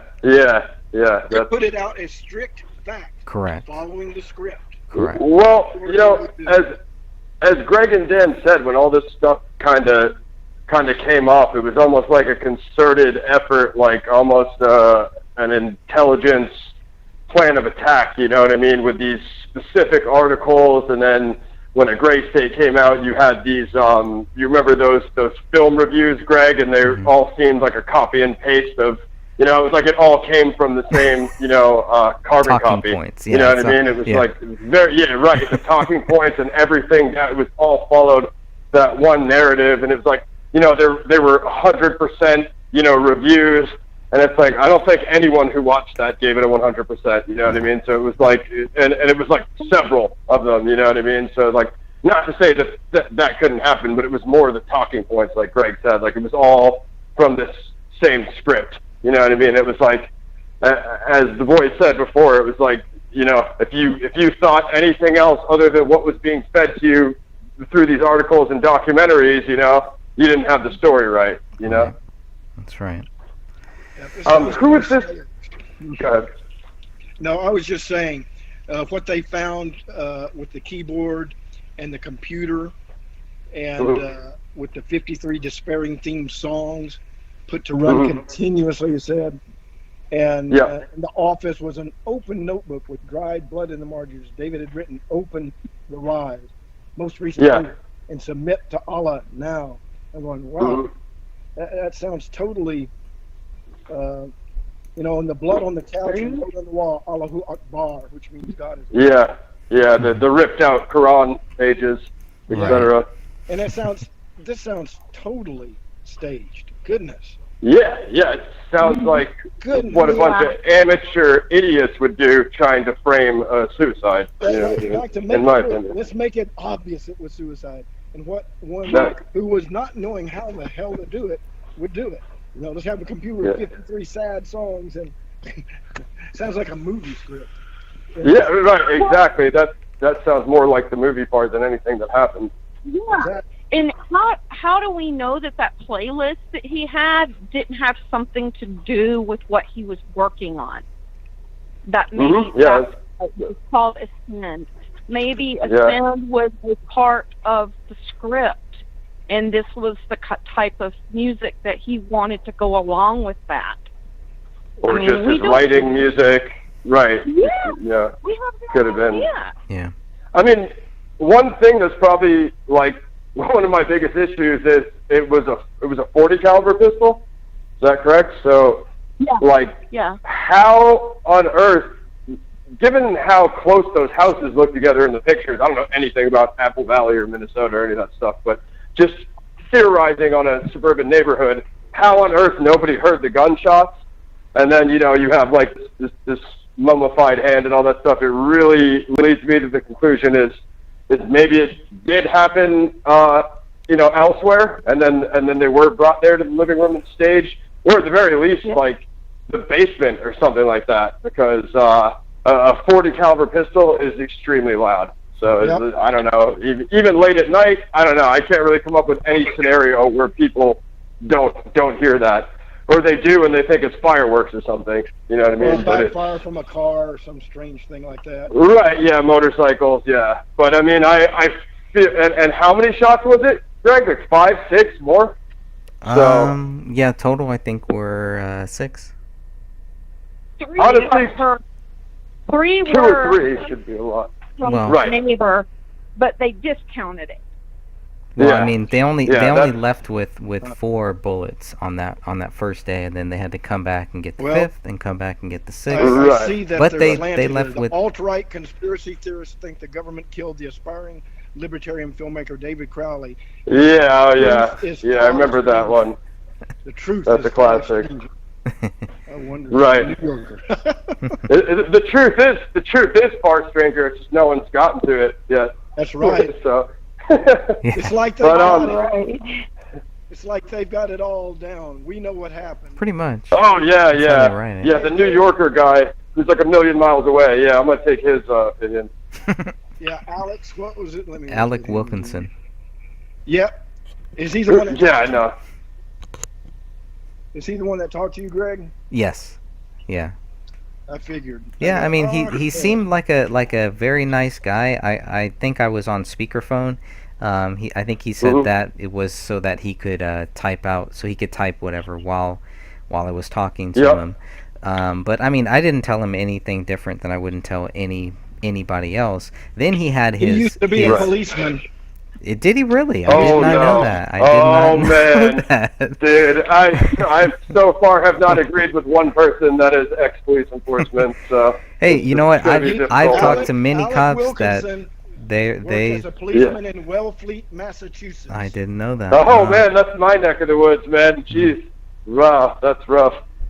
And Um, and no, I know what you're saying, Those are Greg. your I'm people. sure there's plenty of guys that have There are. decent opinions, but I'm just Local, saying yeah. people who have written articles and Oh yeah. Oh. right. diatribes Yeah. haven't done well. No, Um, and who's they. this Eric West, this guy that David had sent the screenplay to, and what was his name? You guys were going over it on one of the other David past Kirkwood. streams. Was it him? Oh, maybe it was him. That's the one who was looking at the project, and then him and Crowley had like split ties or whatever. That was one of them. Yeah, I mean, that fits. I mean, I know there's several, but I know there was like some articles written about it where he had some like quotes and stuff. And I would be interested in what he has to say to see if anyone actually has that rough draft. He was talking about how the whole he made the Red Dawn reference, and he said Correct. like the actual That is project David, had yeah. turned around and yeah. That's I David think you Kirkwood. Yeah. have you reached out to him? No, I don't. I think we had some type of a contact. I might have made a comment on one of his things or something like that. But Yeah. I wouldn't believe too much of what that guy says. I do think it's definitely worth it. But he is totally convinced that David Crowley is guilty. So we got to start there. Right. Well, I mean, I'm not saying as part of the case, but just more what he knows about the project and Correct, any correct. rough draft he Yeah. might have. That that'd be my only interest there. But Well, he was- yeah, anyone who's totally convinced, Well, he was Any he, public You're saying. references showing David Crowley as the killer. he was one of the Any guys public that reference. really said that. Any official or public reference I'm seeing is just showing David Crowley killed his wife and daughter. Right, And of I don't course, believe. of course, yeah. Yeah. I don't Or yeah, Yeah, that's pretty much it. You're saying, Greg? Yeah, I was saying, David Kirk West was one of the guys that really made me think that David Crowley was taking his movie in a spiritual way. That because David Kirk West is actually quoted as kind of saying that it kind of goes there. It's more of a spiritual film, and then you can kind of see that. So you can see the way that David Crowley was going, and David Crowley even asks him if he's a Christian, and David Kirk West, the way that he answers that is also like yeah, he's like, he goes into these Christian themes, blah blah blah. But it's that guy. The biggest problem that I had was at that crucial moment. So many people didn't know anything. All these people were trying to tell us that David Crowley is guilty. Now, for some reason, I think around October or November, David Crowley actually unfriends David Kirk West. Actually blocks him. Like he's not talking to him. That to me was very, very strange too. I just wonder how many people David Crowley reached out to in that same way that all have those same stories that might all think that David Crowley is guilty now too. It's quite a few, because I remember around that period he unfollowed and he made that post about I'm unfollowing all the F and New World Order people, and he is pretty so I have to really wonder what was going on with that decision. If somebody else maybe had something was said to him, someone pressed him or something like that. I mean, I'm just like, theorizing here, but, or if he just arrived to that conclusion by himself because, some of these other former Gray State guys that all this dirt has come out on now, if that just had him questioning everybody, you know what I mean? Right. I'd have to wonder, not that I have any data either way, but I'd have to wonder. Yeah, that's big. That's a big thing, and I think I think we need to wrap this episode up here. I want to let everybody who's joined us. I want to kind of give you, if you have any final words, anything that you want to say. But I definitely want to come back and continue this talk soon. And we covered a lot of ground, and there's so much more too. So we got a long way to go. So we do. Anybody got One any thing final I wanna words say, here? Go ahead. Well, one thing, dealing with the noise level, they do suspect, and I do suspect too, when you have a silencer or a means of silencing, especially a very loud 40, you can do it. And I think it was probably silenced, in my opinion. Going back to the point that it wasn't David that killed himself or anything, because they didn't find a silencer. There had to be a silencer used. Because I agree with you. Even down in the basement, a 40 makes a lot of bang. For sure. But my question would be, what then? Put the silencer on David's pistol or a silencer on another 40 caliber to match the caliber. You know what I mean? To bring up a lot of questions for next time. So that's something to think about. But the power, I can shoot my 45 in the house and the neighbor would hear it. They know something went off. I mean, I could probably shoot my 9 in the house and the neighbors can hear it, man. So but if you get a good silencer or create one or bring one in that fits, then there's no contest at all. You don't hear anything. It's muffled to the point that it just becomes a little puff. What was that? That's true. Because nobody knows what a silenced gun sounds like unless you've heard one. Right. Yeah, it's not like the movies, but I got to take off as well, guys. It's been a good discussion. I'll try to make the whole talk next time. Me and Greg have been kind of missing each other because I'm terrible on Facebook, but hit me up on Twitter if you guys are on there. ROSSGERACIPXF on Twitter. Check out the David Crowley interview on my channel, Planet X Records on YouTube, and shout out to Greg, Dan, everybody else who's been following the case. I'll be around. Thank you, man. All right. Thank you. And I'm Walter Bradley. Nobody knows me because I've been out in the background. I do my own thing. You're recovering. You are recovering right now. Yeah, I've had surgery, so it is. So keep me in prayer, and I've got more to come. And I had to give up a job because of the surgery. They said, we're not going to, I went, no. They couldn't hang with me. But the Father will take care of this. I'm not worried. I'm a faith man. Yes. I'm a believer, so I go with that. But thank y'all for all having me. I'm not the pro here. I'm learning, and I just throw out stuff that I think. I think we all are. Yeah, we are. And it Me to too. me, the more I look at it, the more questions I have. So thank y'all so much for all y'all's deep research and good Agreed. information. And Thank it's you. fabulous. Y'all are really fabulous at this. And when I first met Greg and started him on this path, kind of a little bit, I don't know if I had any influence in that, Greg. I think it's come up to a good state. It's come up to a good state. A good state is Anyway, better than a yeah. great state. Yeah. All right. A great Well, y'all state. have a good night. A there, great okay? state. Y'all take care. Thank Hope you. for you. Have a good one, guys. Till next too. time. Yeah. Take care. Respect. Bye-bye. Shalom. All right, bye now. Anybody else have any final words that you want to say before we end this here? I was just going to ask you really quick. Because they were talking about silencers and stuff like that. Did they match the bullets to the gun ballistically to make sure that they did come from that gun? From what they say, yes, they all of them came from Okay. that gun. Okay. The one in the attic? The one in the attic they compared to item 31, so that is really weird how they try to tie that. But if anybody wants to go and check it out for themselves, in the BCA 488 page document, it does have some black and white, very bad. I would like to get some better images of it, but it does go through all of that, and it does show how they fire. They compare test bullets, so they have 2 test bullets, and they compare those to all of the bullets fired. So I think it's very important for everybody to really go and check that out. And let's come back and let's see what everybody thinks about it, because when we're talking about item 57, I'm still not convinced on it based on what I've seen in those documents. There's something wrong.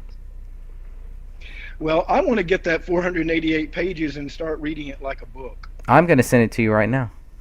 Do it. I want to look. Now you've got me committed. Good. To looking at this now. Good. I have been just listening. I want to look at this, and I may make some calls and see. And now that I found out they're from Waco, it's just like finding out about the biggest Masonic lodge in Waco, and I'm going, good grief. And when we were going over this, I didn't ever begin to think that Comel was from Waco. I never tied it to Texas or anything. And I looked up the New York, and she went to Baylor University, and I went, oh my God. Her parents live here. Her parents are still living here.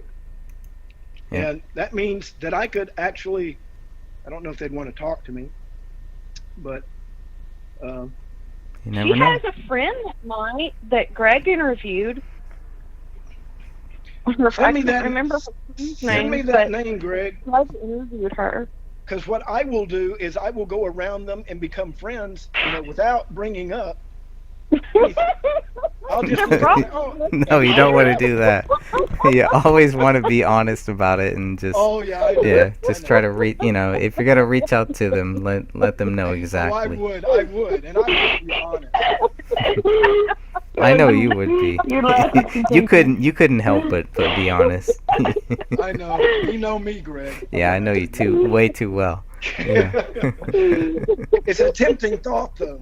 But I would like to talk to the Yeah. family. And wow, Somebody should. she went to.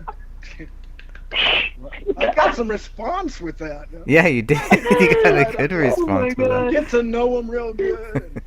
Yeah, you never know. Ask about do you have any daughters, son-in-laws, or anything? Happen to live in the area? They get real suspicious real quick. Probably. Family lives out there.